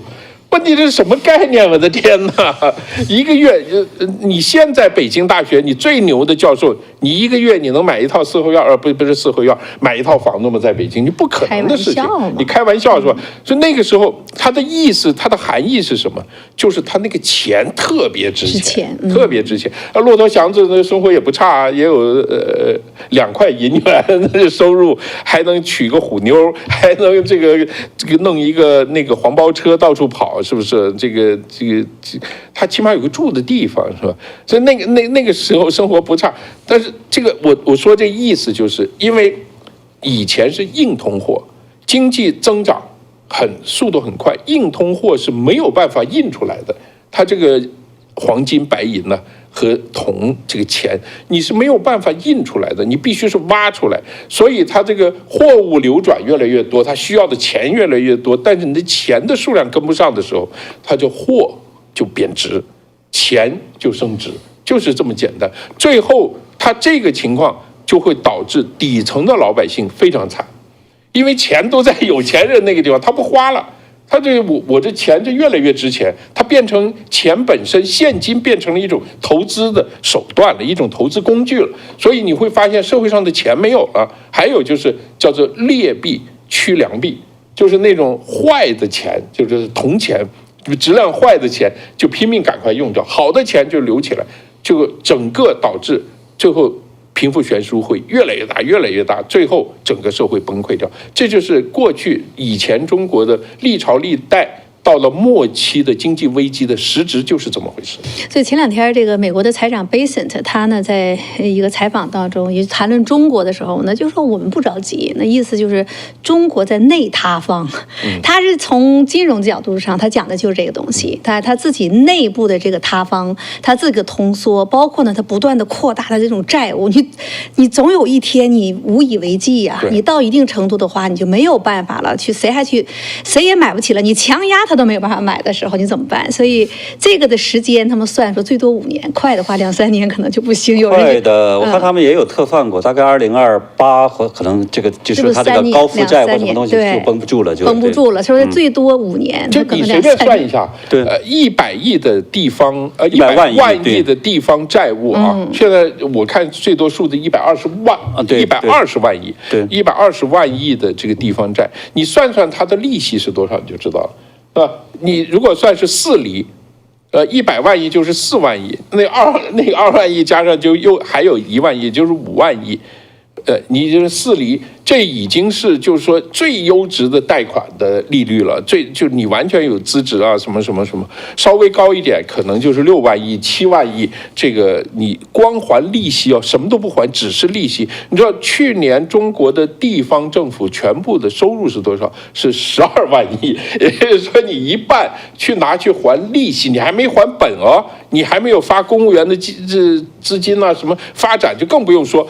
只是还这个利息，就用掉了你半年的财政收入，地方政府的财政收入，这个东西怎么可能延续下去？对，所以它的这个中国地方政府这种崩盘是必然的。所以为什么我们看到这个大量的说这个地方政府的公务员发不起工资啦，什么养老金也不行啦，什么教师也不行啦，对吧？原因就是他这个地方债把它其实给压垮了。对。所以我们今天说的这2件事儿，你看起来是个恒大，看起来是个马云，加上这个杨澜澜这些事情，反倒呢都是中共这边不会去讲的哈。那在这儿呢，也拜托我们的观众朋友们，如果呢您自己有来自于国内的朋友的话，把我们这个节目呢让他们去传播给他们去看一看。还有呢，他肯定呢在中国你是没有办法看到这些事情的，怎么办？翻墙，对吧？所以我们在这里给大家推荐一个，让国内的朋友如果翻墙的话，你可以呢去用一个神盾 VPN 啊，神盾的 VPN， 哎，可以用这个东西，因为呢，最重要的一个是你能够翻墙看到更多的资讯。如果你在2015年、16年、17年、18年，甚至是在2000年之后，你听到我们节目的话，别买房，甚至说你赶快卖房的话，今天你都笑到底了。我觉得前一段时间大家都在谈，赶快又肉身翻墙，对吧？让大家赶快跑出来的这些人，你回头看现在中国什么情况，大家就应该是真的是资讯知道的越多，真实的资讯知道的越多的话，其实受益的是你个人，对吧？所以呢，这个神盾这个呢是一个非常安全的，你呢可以让你的亲朋好友通过这个多了解一些情况，多了解一些真实。我有个疑问啊，据我所知啊，现在全世界的这个 VPN 呢，有很大的比例是中共自己弄的，是大家也是害怕。所以这个东西要很安全的。你们这个东西是查证过的啊？绝对查证过的啊。那就是说开发人员、老板，你们这是查证过。如果早期的大家知道，那个时候最早翻墙的，你知道哈，那个叫什么？很多的那些都是一批真正的能够守住安全的这些人权去开发的。什么自由门啊？对。所以呢，我们是查证过的，是没有问题的。那你这个呢，它还不像一般的它是借用中国的服务器，然后呢去翻墙，那真有可能在政府的压力之下，他把你名单交出来，但这个不是，他们的服务器全部都在海外，而且它是双服务器的，那你很难去攻破一个就把你的这个拿出来。我好像听介绍说，所以他们就成本比一般的这个要高一些。对呀，全部从海外嘛进行光纤呐，这些把这些架起来，这些网络，而且呢成本非常的大。它的速度我记得它是比一般的这个连接还要快很多，带宽还要大。对，什么咱们不懂它这个术语哈，大概你要是0.5啊，就是0.5秒，0.3毫秒，好，对你才能翻出啊，就连通它的这个速度好像，它这个呢只有0.3，所以呢。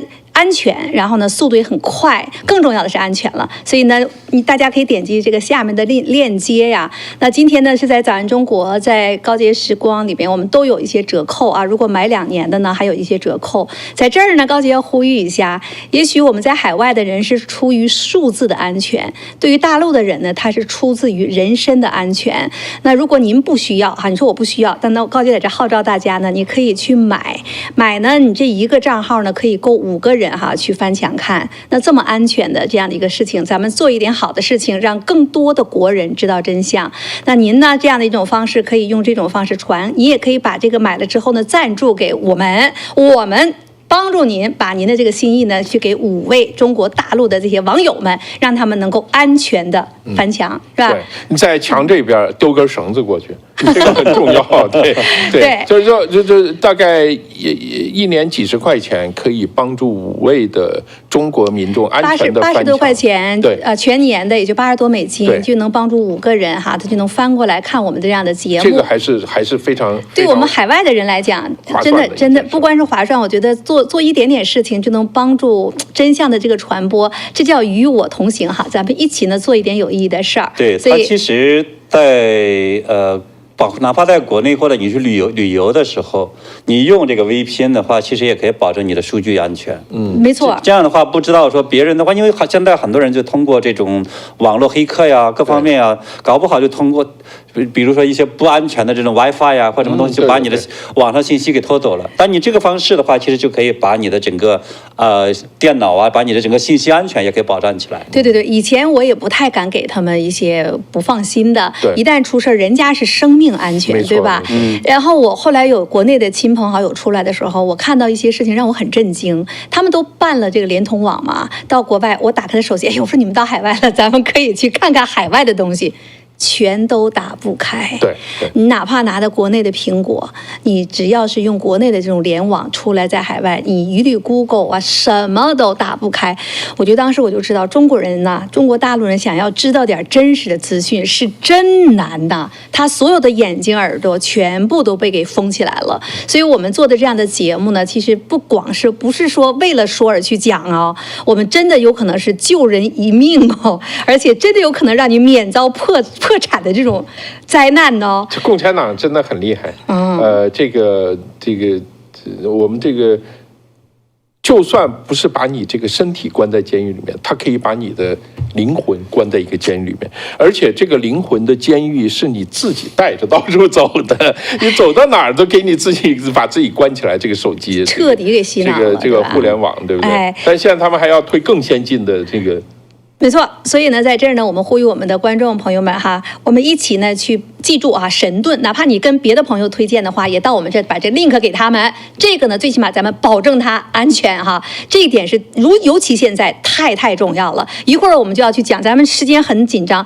中国政府在大陆不是搞了一个叫做智能家居嘛？什么智联什么？智能保护，对，大家就这个看见了吗？叫做智能家居时代，然后呢，网警守护家的安全，这是呢国安部啊，国安叫网办局啊，就是专门管网络安全的这样的一个单位，和什么黑龙江、浙江这警方一起在推这件事情。哎呀，新鹏你们都非常了解，你觉得这是要干啥？一看这样的新闻，你觉得这要干啥？我们知道中国人一个人在外面2个摄像头，平均一个人2个摄像头还不够。你还要保护他家里的网络安全，在这个里边呢，主要就推荐说，哎呀，咱们现在呢，数字不安全，网络不安全，然后呢，怎么办呢？你来用所有的智能的这些东西呢，来用我们推荐给你的这些产品，主要是这意思。放在家里，放到家里头。这个的话，其实看起来，我说懂中国网络的，懂中国这个政府这种操作习惯的话，你看着会害怕。我天，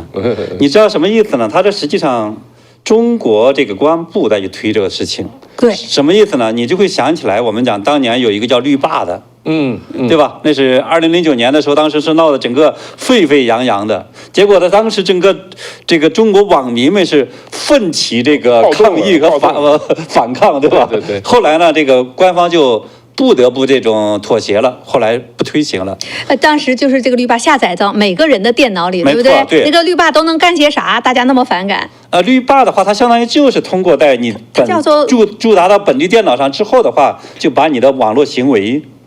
各方面的这些信息就可以掌握住了，而且它会自动发给公安局，好像是。对，所以这就是这个相当于是在那个时候抗议，现在都有网络实名制了，你那个绿霸算什么呀？实名制的话，它只是某种意义上只是你个人上网不上网，上网不上网，或者你假如说发敏感信息，但是呢，假如说这个网警驻扎到你这个家里边，你的各种信息的话，从他那儿流走的时候，就不仅仅是一个这个安全问题了，还涉及到说你这些信息将来被他们给弄走了之后，你说你是不是涉及到一个你的财产安全、人身安全，对吧？你要是说这个，知道海外诈骗的这帮人，包括这个什么东南亚的有一些这种所谓的电诈员，你知道他们背后都什么这个机构吗？没错，全部是这个中国的这种官方的这帮人，国安部啊，或者公安部啊，或者是这种叫做中国电信呢，他们联合起来把你的信息给拿走了。拿走了之后的话，你突然间来了一个这种电话，突然间来了一个这种什么，好像是家人的声音的电话，因为现在这个电诈也升级了，对吧？对 ，AI 也来了。现在原来声音，现在脸都出来了，真人都出来了。所以这种情况下，你知道哪来的信息吗？官方给的信息啊。所以他电诈的时候，你相当于是官方联合把你电诈掉啊。所以有些人包括这个被骗到了这个海外电诈员，对吧？对。结果最后你发现你没了，家里人说去找，然后把你想赎回来也赎不回来，甚至可能有人说这个搞不好最后器官也没了啊，是人都没了，对吧？所以你这种我们说保证你的网络安全，它不仅仅是一个这种上网是不是网警追你的问题，是你的人身安全问题，是你的财产安全问题，对吧？所以的话呢，这种黑手不让他进来，但是呢，我们也说这个。经历过那次的这个绿霸之后啊，中国官方学聪明了，他不再会去强迫性的说告诉你必须呢下载某个东西，然后呢你这个才能够，比如说否则的话你不能上网，否则的话你这个不能去办户口，小孩不能上学，他不这么玩，他现在呢就搞了一个非常聪明的一个做法。这一次呢，说什么智能家居，网警守护你的安全，通过这种好像看起来这个软文，对吧？好像是还关心你的安全，然后的话呢，你按照我这个一步一步的去要求去做的时候呢，你能保证你的安全。其实这个就是相当于是呢，叫做开门即到，就是相当于你打开了门，说哦，好像挺好啊，你这他就把他给迎进来了。所以这个其实就是一个我觉得很狡诈的、很坏的一个做法。我问问我们的观众朋友哈，如果您听到了这样的，你觉得大陆人会让这种网警、让国安部推荐的这些智能设备进到他的家里吗？如果是你会好啊，我进，你觉得会吗？这个必须得区分在国内还是在国外。就是国内啊，因为他就是在中国国安部在国内推嘛，他也不能推到美国来。你也别说，当时那个机顶盒在美国也推得很厉害哟，很多华人都在按。好，你要觉得呢，国内的人会按，你就打个1。我估计秦鹏这样的肯定不会按啊，太明白了。所以呢，你就打一个2。你说不会按就打个2。您自己琢磨琢磨，如果是您的话，您会不会按啊？那会按呢，你就打个1。珊珊，你觉得国人会按吗？会按啊，会按。你知道那个，我先给你讲一个共产党里面的笑话啊，说在延安，刘少奇、周恩来和毛泽东3个人坐在一起，抽烟，然后就烦了，就说这个旁边有一个人就出了一个说，这个猫啊是最狡猾的动物，怎么能让猫吃自己的屎？然后那个刘少奇说：“那还不好办，把他抓起来，嘴撬开，灌进去，是吧？这就干了。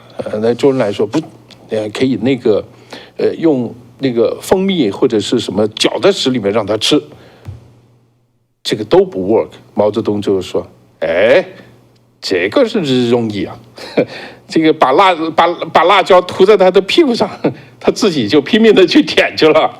你知道这个什么意思？就是用恐怖的方法，用各种就是说让你不得不这么做的方法。这个是中国人这么多年我们面对的共产党，他就是用这个方法。我明知道这个有危险，我就比如说微信，谁不知道微信在监控你的东西啊？谁不知道微信在拿你所有的数据啊？你的这个微支付，你的跟朋友聊天什么，他全掌握了。现在有几个中国人说我不用微信，微信太危险了，我不用。明知道，对，海外的人也都在用。没错，你在海外多少人在用？对呀，这个东西，所以这个很清楚。他现在就是他用政府的力量给你制造，现在还是周恩来的方法，是裹了大量的蜜糖在里头，吃不吃你必须得吃，大家都吃，你几个不吃的人，你们就是神经病。这不是那个前2天这个流传出来的，说把少数看得明白的人把他边缘化、孤立化，说他们是精神病就是这样。现在我们这种有朋友说，哎，我给你加微信，好不容易找到，我说对不起，我没微信。哎呦，什么年代，你们连微信都没有，你们简直是太糟糕了。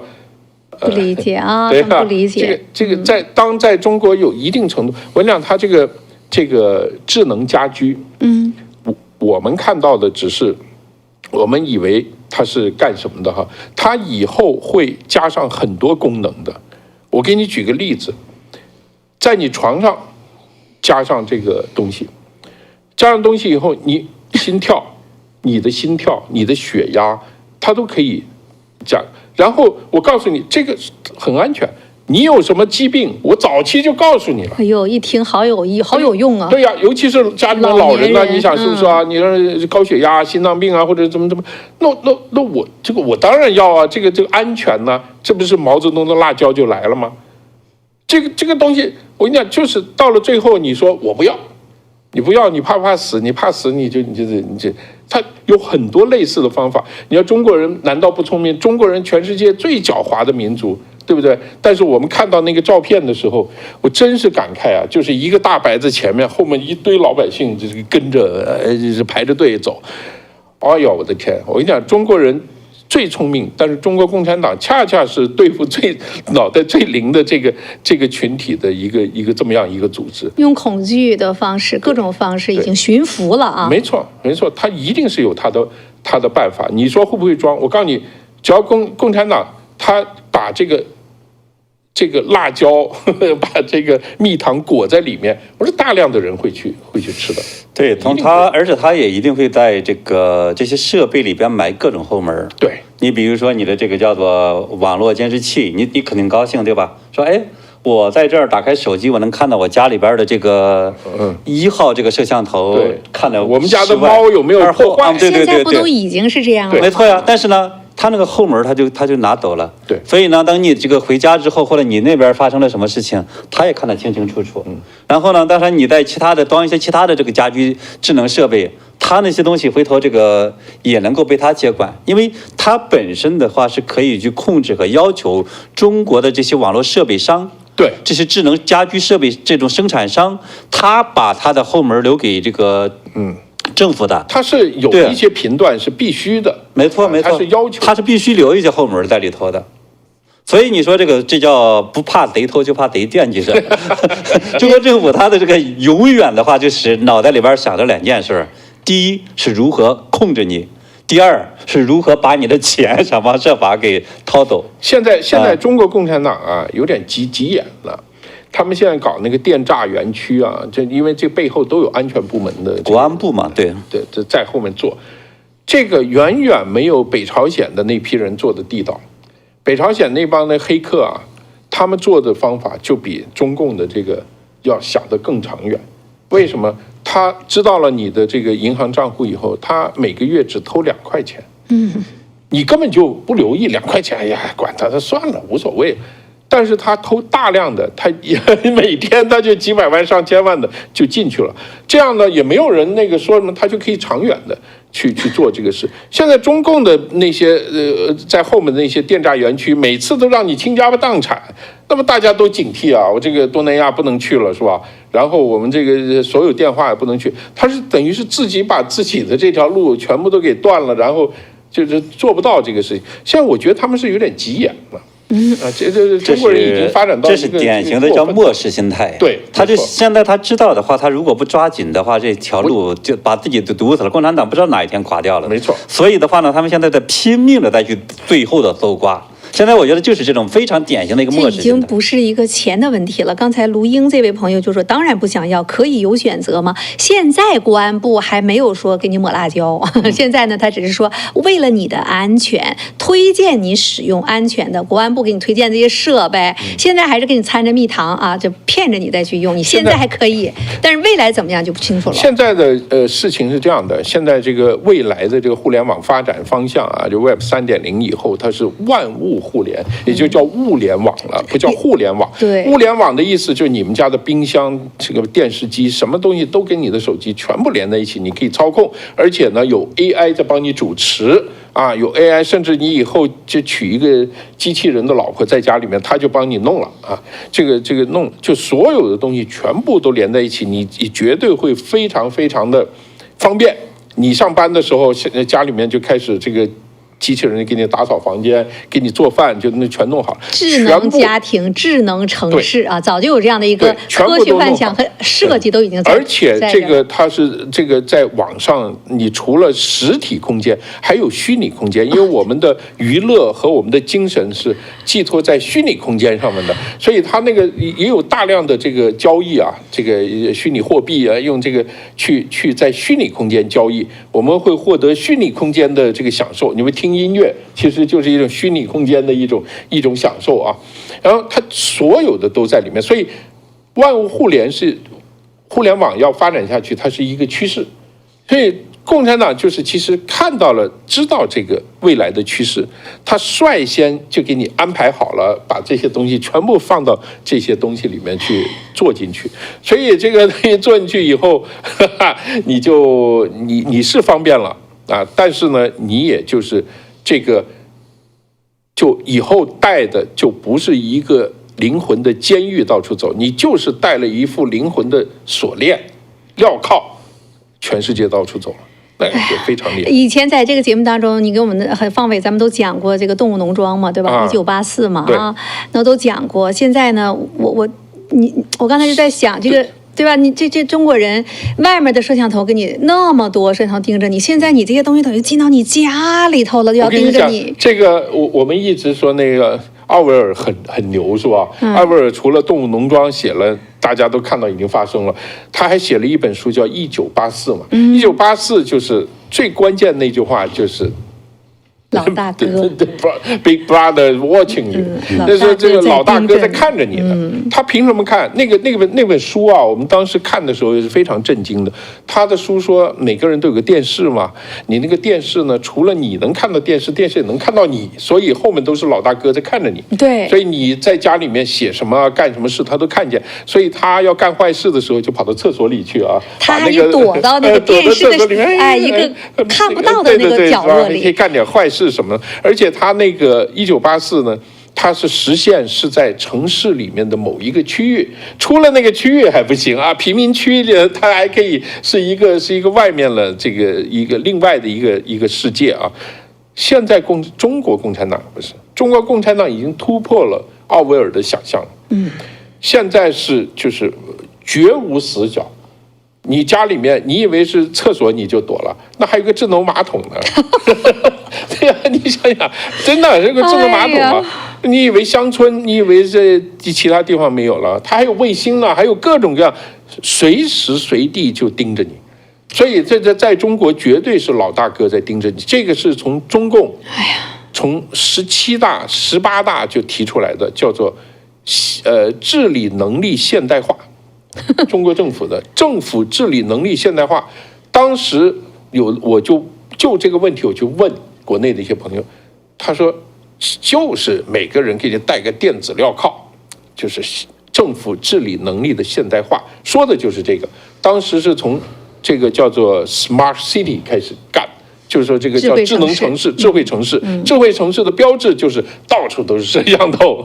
现在这个东西要进到家里了，现在要进家里了。所以呢，我们做新闻的人呢，要一般比普通人要多看1部、2部、3部哈。现在呢，中国今天网上各个什么黑龙江、浙江哈都在推这个东西，好像包括公安部也公安部都在推，叫网警保护你们家的安全啊，就要推这种智能设备，选我们的。所以呢，我们把这件事情提前给大家讲一讲，我们都已经不算提前了。1984和动物农庄那是真的提前，1940几年哦，1940几年就人家就已经写了这种集权。独裁，它最后会发展到什么样的程度？而刚才呢，石山老师就在讲，那中共现在早已经突破了1984，它的想象早已经突破了，已经变成现实了。对，所以在这样的情况之下呢，高姐要给所有用肉身翻墙的你点个赞啊！你们真的有眼光，给石山老师点个赞。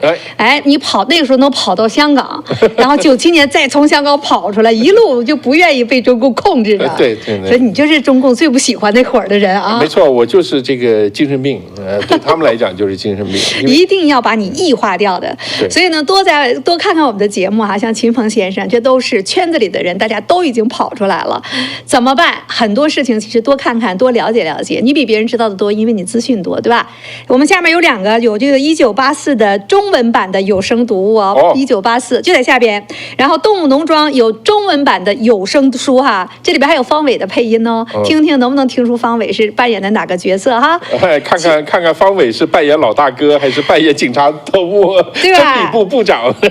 在这儿呢，再谢谢 Little Dragon 哈，赞助我们9块9毛9，然后说好节目一定坚持做下去，也希望呢你们能给我们爆料，然后呢发表您的观点，咱们一起呢做一点事情，把这个有声书通过翻墙 VPN 啊这样的软件 link 给国内的人，让他们都能听到。看到，让他们知道他自己现在所处的时代和政府在对普通的中国人在做什么，我们能做什么？我总说，我说我们人到中年的时候会对人生看得比较透一点儿，所以呢，石山老师包括秦鹏老师，我们一起坐在这儿呢，大家觉得这是很有意义的一件事情，对吧？石山，你看你那个时候你采访别人，你经历了看了那么多的事情，今天把你这一生过去积累的这些故事讲给大家，过瘾不？对，当然非常过瘾。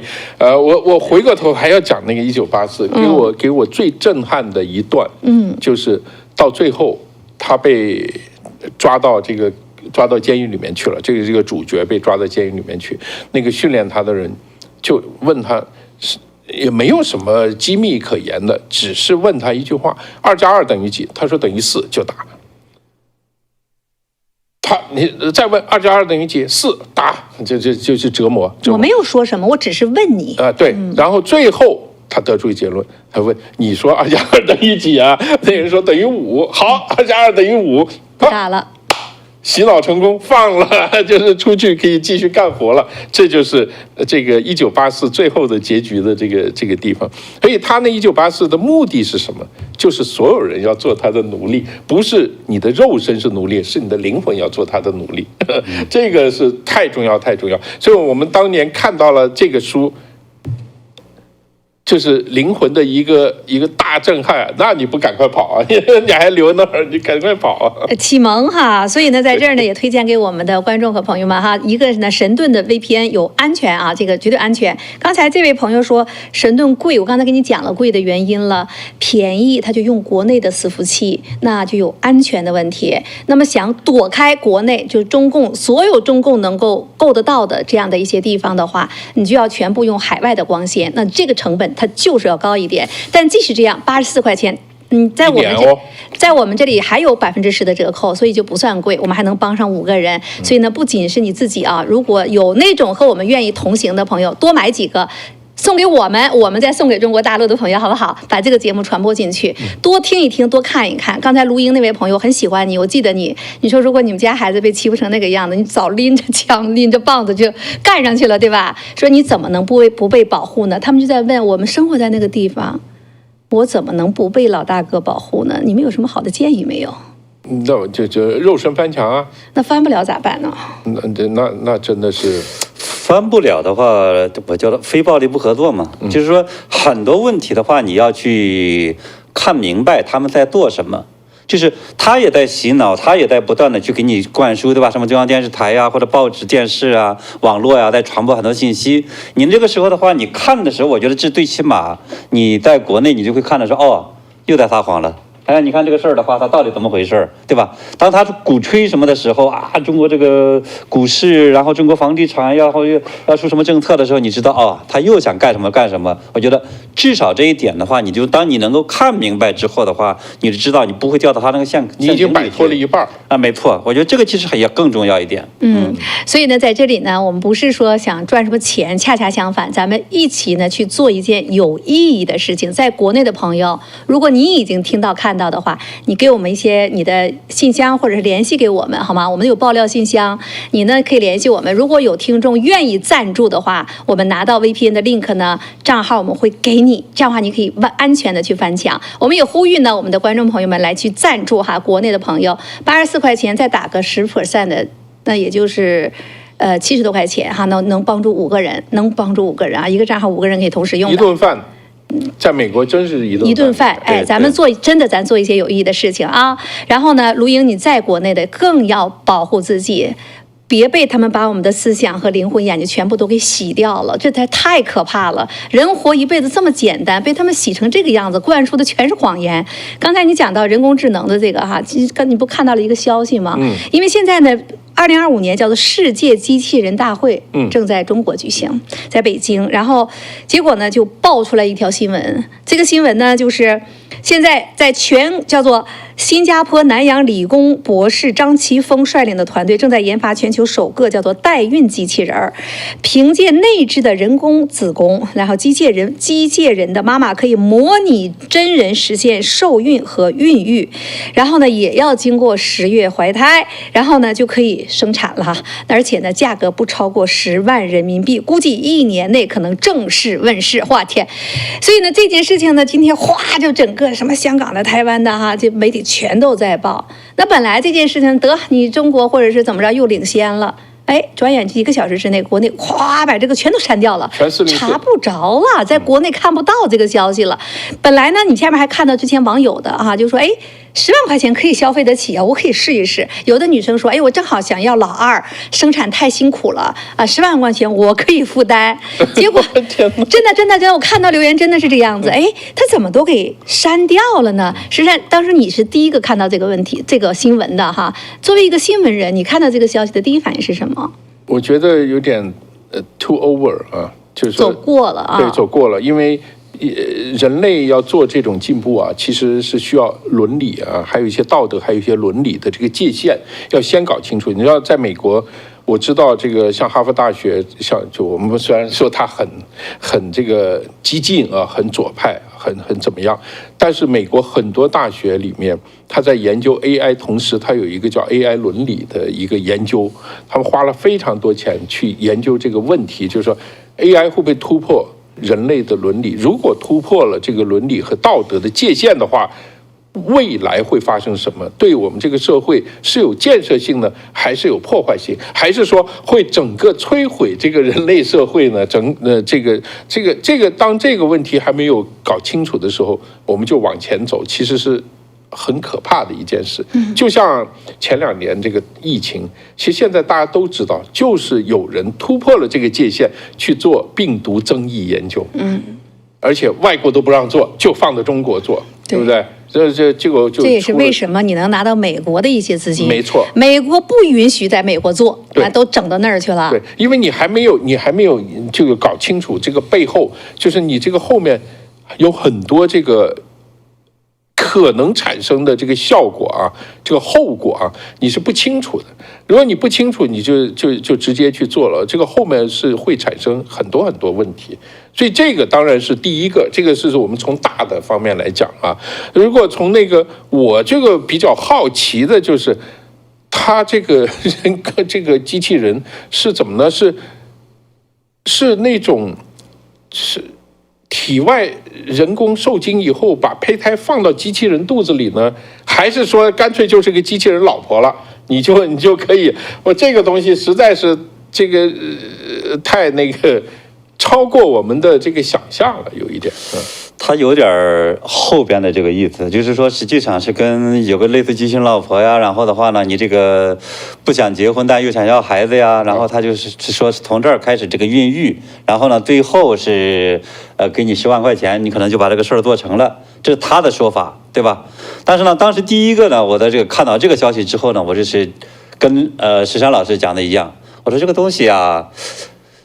共产党现在最愁什么问题啊？人口降低，人口降低呀，所以这个东西，假如他真正做起来之后的话，共产党最高兴有这个事儿，对吧？就这么积极来了，都躺平了，对呀，四大皆空，不生孩子。所以那时候的话，这个政府就花点钱，对吧？就生一堆的孩子，我的天，他就可以培养一堆的这些人，而且一堆的这些人将来是干嘛呢？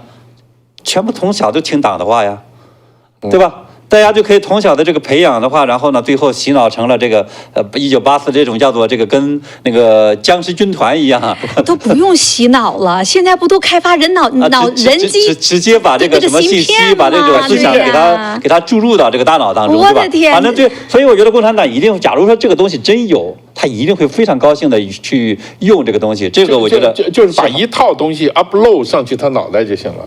就行了，而且的话，这个东西将来的话呢，因为我们也都知道，中国还有这种什么摘零件换器官呐，或什么等等的，将来的话呢，也会同样出现，他把这个造出来的这些人，继续的话呢，用来这个换器官呢，卖钱呢，或者做什么呀？就跟那个以前美国有好几个这种电影，其中有一个叫做这个逃出克隆岛，那个英文名字叫做 The Island。就是岛屿的那个意思，对吧？所以他那里边就讲了说，当时这个21世纪中期，对吧？这是他当时这个用2005年拍的这个电影，所以他就假设当时这个有个岛上有那么一群人，然后的话呢，这个外边的这个管理者告诉他们呢说，哎呀，外边我们发生了核这个大战。然后呢，外边呢是绝对的不安全，只有你们呢现在是这种幸存者，对吧？然后非常幸福，然后呢你们就好好在这生活，不要逃到外边那个很危险的地方去。然后呢，只是呢你们将来有一件事情，就是说会被呢表现好的会抽签能选到这个叫幸福岛去，就是更加美好的一个天堂去，对吧？所以结果后来有个男主角和这个女主角有一天突然间发现，哎，好像进来个这个外边进来个这个小飞蛾子，他就一下子说不对呀，外边不是什么经过了核大战之后，然后这个发生了这种毁灭性的这个结果吗？人那边不能有什么生物生存的。他说不对，后来他们就想办法逃出去，就反正看到了说哦。那些被送走到幸福岛上的那些人，实际上是被做零件的，换器官了，对吧？所以呢，他们后来就想方设法逃出去这个克隆岛，然后后来把这个基地就给毁了。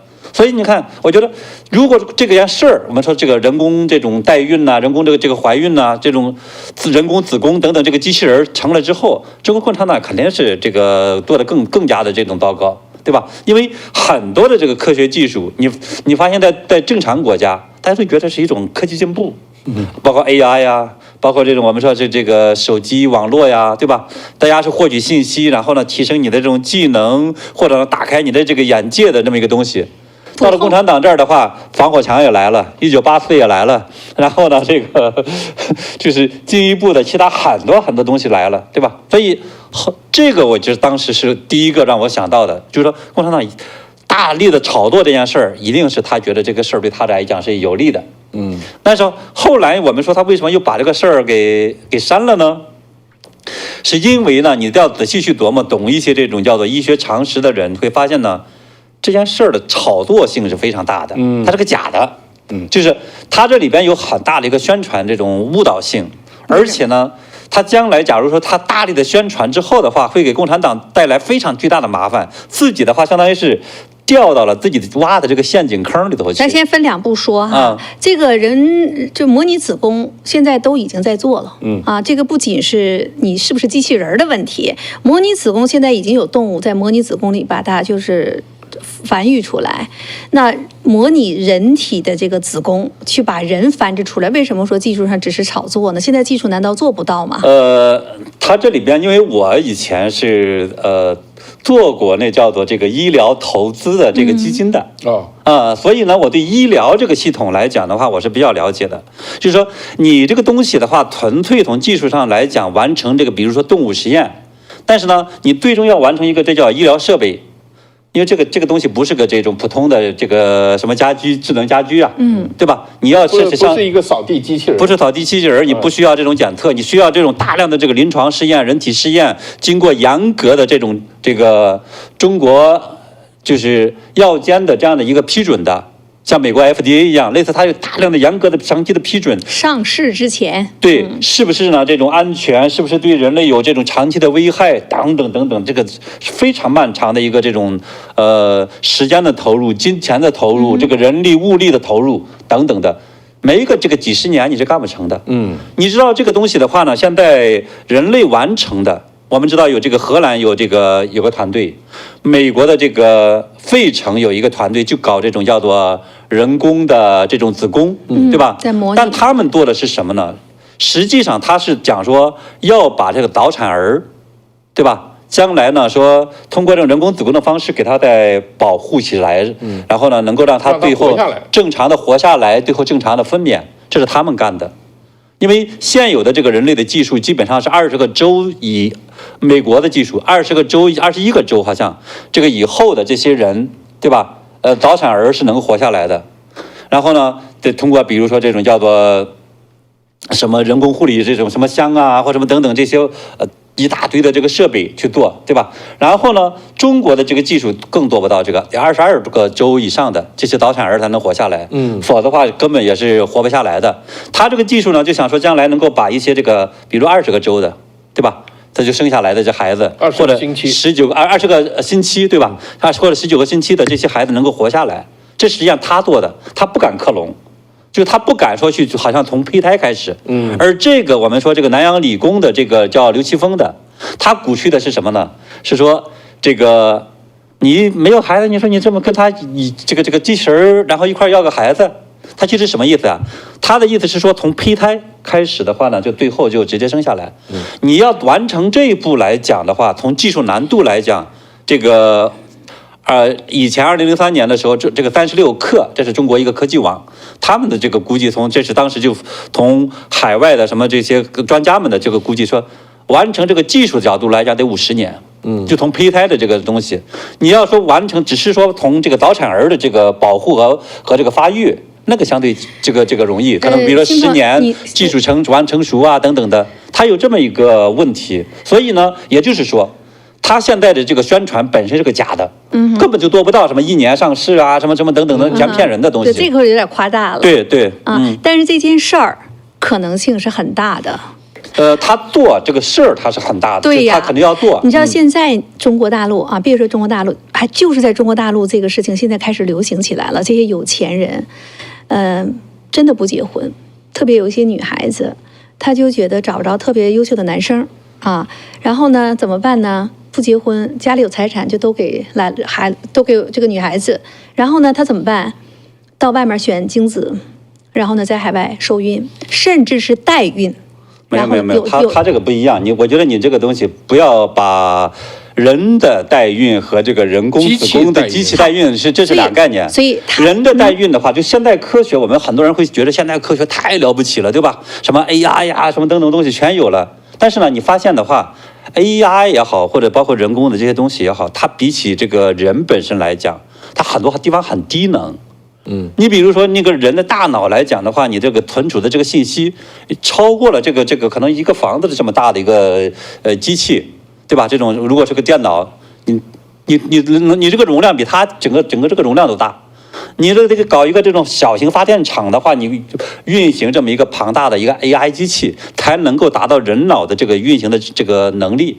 同样的，这个从怀孕这种生育这个角度来讲，你说你搞个人工代孕，对吧？就搞这个别的女性替你去把你的受精卵的话，最后给它孕育成一个这种生命，对吧？孕育成你的孩子。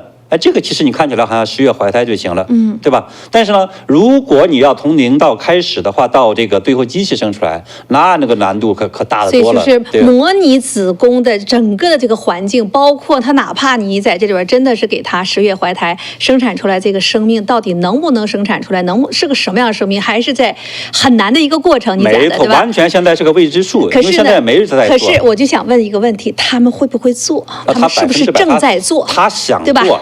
因为我刚刚讲了嘛，中国政府现在愁的是没人，愁的是一大堆的人，这个生下来还要这个天天给你洗脑，多累呀，对吧？那这是前一段技术问题，到底难度很大，但是呢，他们是想做的，当然想做。那第3个，哎，现在消息炒出来了，然后整个都给灭掉了，全部给灭掉了，为什么？哎，我觉得灭掉的原因是相当大的原因，就是这个中国政府突然间发现坏了，掉到自己挖的这个坑里边去了，什么意思呀？中国政府，你知道前2年的话，有几个事儿是引起了整个国际的这种科学界整个伦理的这样一个公愤的。一个的话呢，当时是叫做这个换头术，就是说他跟意大利的一个这个科学家跑到中国去，跟这个中国这个医科大学，就是应该是沈阳的那个原来第一军医大学的那个医院的话呢。他们的话呢，去搞了一个这种实验，去把这个脑袋割下来，然后呢，给你换个身体，对吧？所有人都知道，你懂一点的人都知道，这尸体是完不成活，这种换的是没有意义，换了也是没有意义的。对，必须的话呢，2个你至少是得杀掉1个，就换一个头，是不是2个人身体和2个人脑袋互相换一下？换一下不相当于至少得杀掉1个吗？否则的话你是没有意义的吗？所以这种情况下，这是一个巨大一个伦理问题，不是个科学问题，是一个到底说你到底让谁的问题，而且将来的话呢，还存在另一个问题危险。说你这个人特别有钱，说是你这个人是个政治局委员或者常委，说你这个老家伙老了对吧？以前呢说是你换个零件就行了，但是呢大家也都知道你这个身体啊老换来换去的，这个最后那个整个身体这个机能也不行了，怎么办呢？你要有钱，真的有这个技术，你真的有可能说，那这个。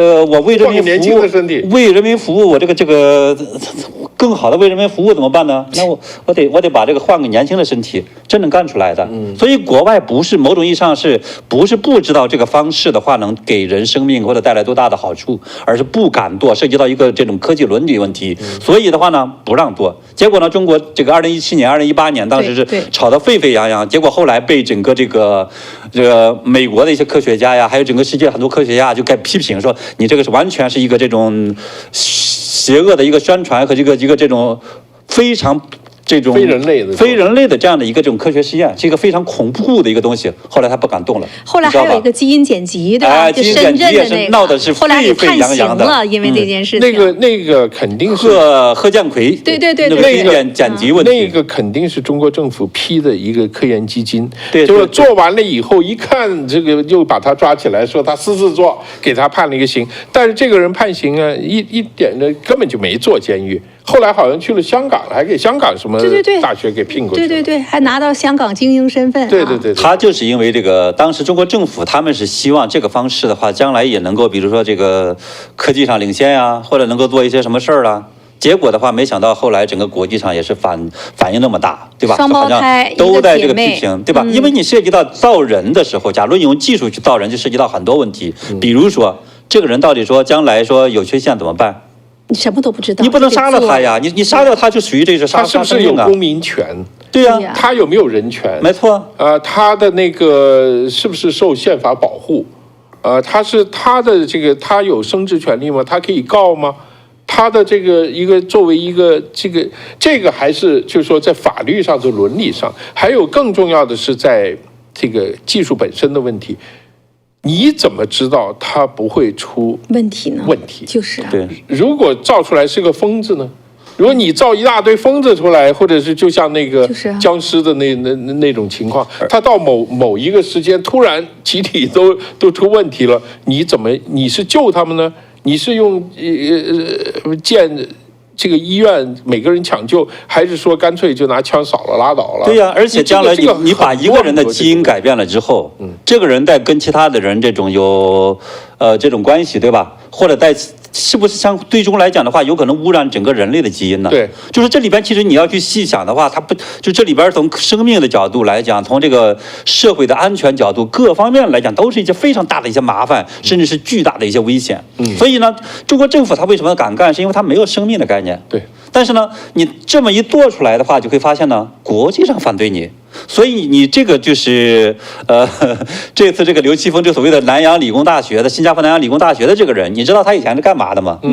这个人以前是在中国是做这种叫做配餐机器人发家的。所以他没有这个医学的这个什么这种背景啊、常识啊，但是呢，他知道这个东西也许是政府想要的。结果他就把这个东西去一炒一炒的话，这个中国媒体很开心的啊，这好像又遥遥领先了。结果一遥遥领先的话，结果把这个可能，我觉得这个中共的这个网信办也好，或者官员也好，有可能有些能看明白一点的，这坏了。这事儿的话，要这个国际上要是知道我们在干这个事儿，最后大家会认为说我们又成了靶子了，对吧？又在说你看中国怎么又搞这种说是好像这就跟有点这个克隆人是有点像的，对吧？你不知道会将来出现什么问题，所以呢，赶快说下架。所以半夜的话，把这些整个网上那些报道全噼里啪啦全删了。深夜开始删这些报道，可是呢，这已经转载了，因为所有人看到这个，大家都觉得哇。机器人1年之内怀孕啊，能生孩子就要上市了，10万人民币，是不是很耸动？所以这是一个绝对爆点的新闻，哎，它都给404了，这就是今天我们要把它拿出来去讲。那这件事情呢，又是刚才所说的，中国呢现在它做了很多的事儿啊，方方面面，光是今天我们说的这些，哪一个都已经能对人类历史都引出最深远的一些影响，它都敢干。而且呢，他直接正在干，就是干到什么程度，成没成的问题。那这些呢，又和所有的中国人都密切相关的啊。那有的，我觉得那个贺建奎的那个，我当时在想，我这个父母也不懂。怎么被忽悠的，就给这个双胞胎女儿就做了基因剪辑？你知不知道你的孩子成为了小白鼠，成为了实验品？你知道不知道？就是从人到那个所谓的医生，到那所谓的科学家，在中共的这一套没有伦理的无神论的教导之下，他们能干出什么事情来，简直是不可想象。所以呢，一些国外很禁止的这些事情，现在在中国都在发生哦，都在发生。所以还是那句话，在共产党的这样的一个政权之下，1984离着每个人都不远，他还不够啊，还要去造出一批他想要的韭菜和人矿。您觉得是不是呢？那觉得是，在下面打一个1啊。你说你们有点危言耸听，你们想太多了，你就打个2，好不好？然后呢，不管怎么着哈，我们今天讲的这些事儿呢，国内的人肯定是不知道的。希望呢，大家能够听到这些事情，大家多想一想，不要轻易让自己的后代去当成那样的实验品。那么像马云，像这个许家印的这种下场吧，那些企业家们不妨也都多想一想，你真的还要像秦鹏说的，还要去从头干吗？出来吧，到美国来，或者翻墙，肉身翻墙，到外面从白手起家，有多少钱没人嫉妒你，好不好？好好缴税就行了。那刚才录音呢说他说他现在呢还有 VPN 啊，等到期了想再买，说想捐点钱，不知道怎么做，我还在墙内呢。您呢多保重哈，墙内的朋友，不捐也罢了，安全至上，不捐也罢了，您多保重，一定要多保重。然后呢，您说您正在要翻墙哈，就是正在运动之中，鼓励您赶快出来。所以中国未来3-5年之内恐怕会发生很大的事情，有没有这种感觉？没错。秦鹏呢？毫无疑问是，现在实际上正在发生着，是吧？能够翻墙的朋友，你现在还建议他们出来吗？那当然，还是建议哈。好了，那不听老人言，吃亏在眼前。石山用他一生的经验告诉你哈，赶快翻墙出来。好了，那我们今天时间比较长哈，讲的这几件事都跟国内的朋友有关系，希望您能够喜欢，别忘了点击订阅，摁下小铃铛，给我们点个赞，然后呢，把1984还有呢动物农庄送给朋友，好好听一听，好不好？那今天咱们就到这儿了，谢谢石山，谢谢秦鹏。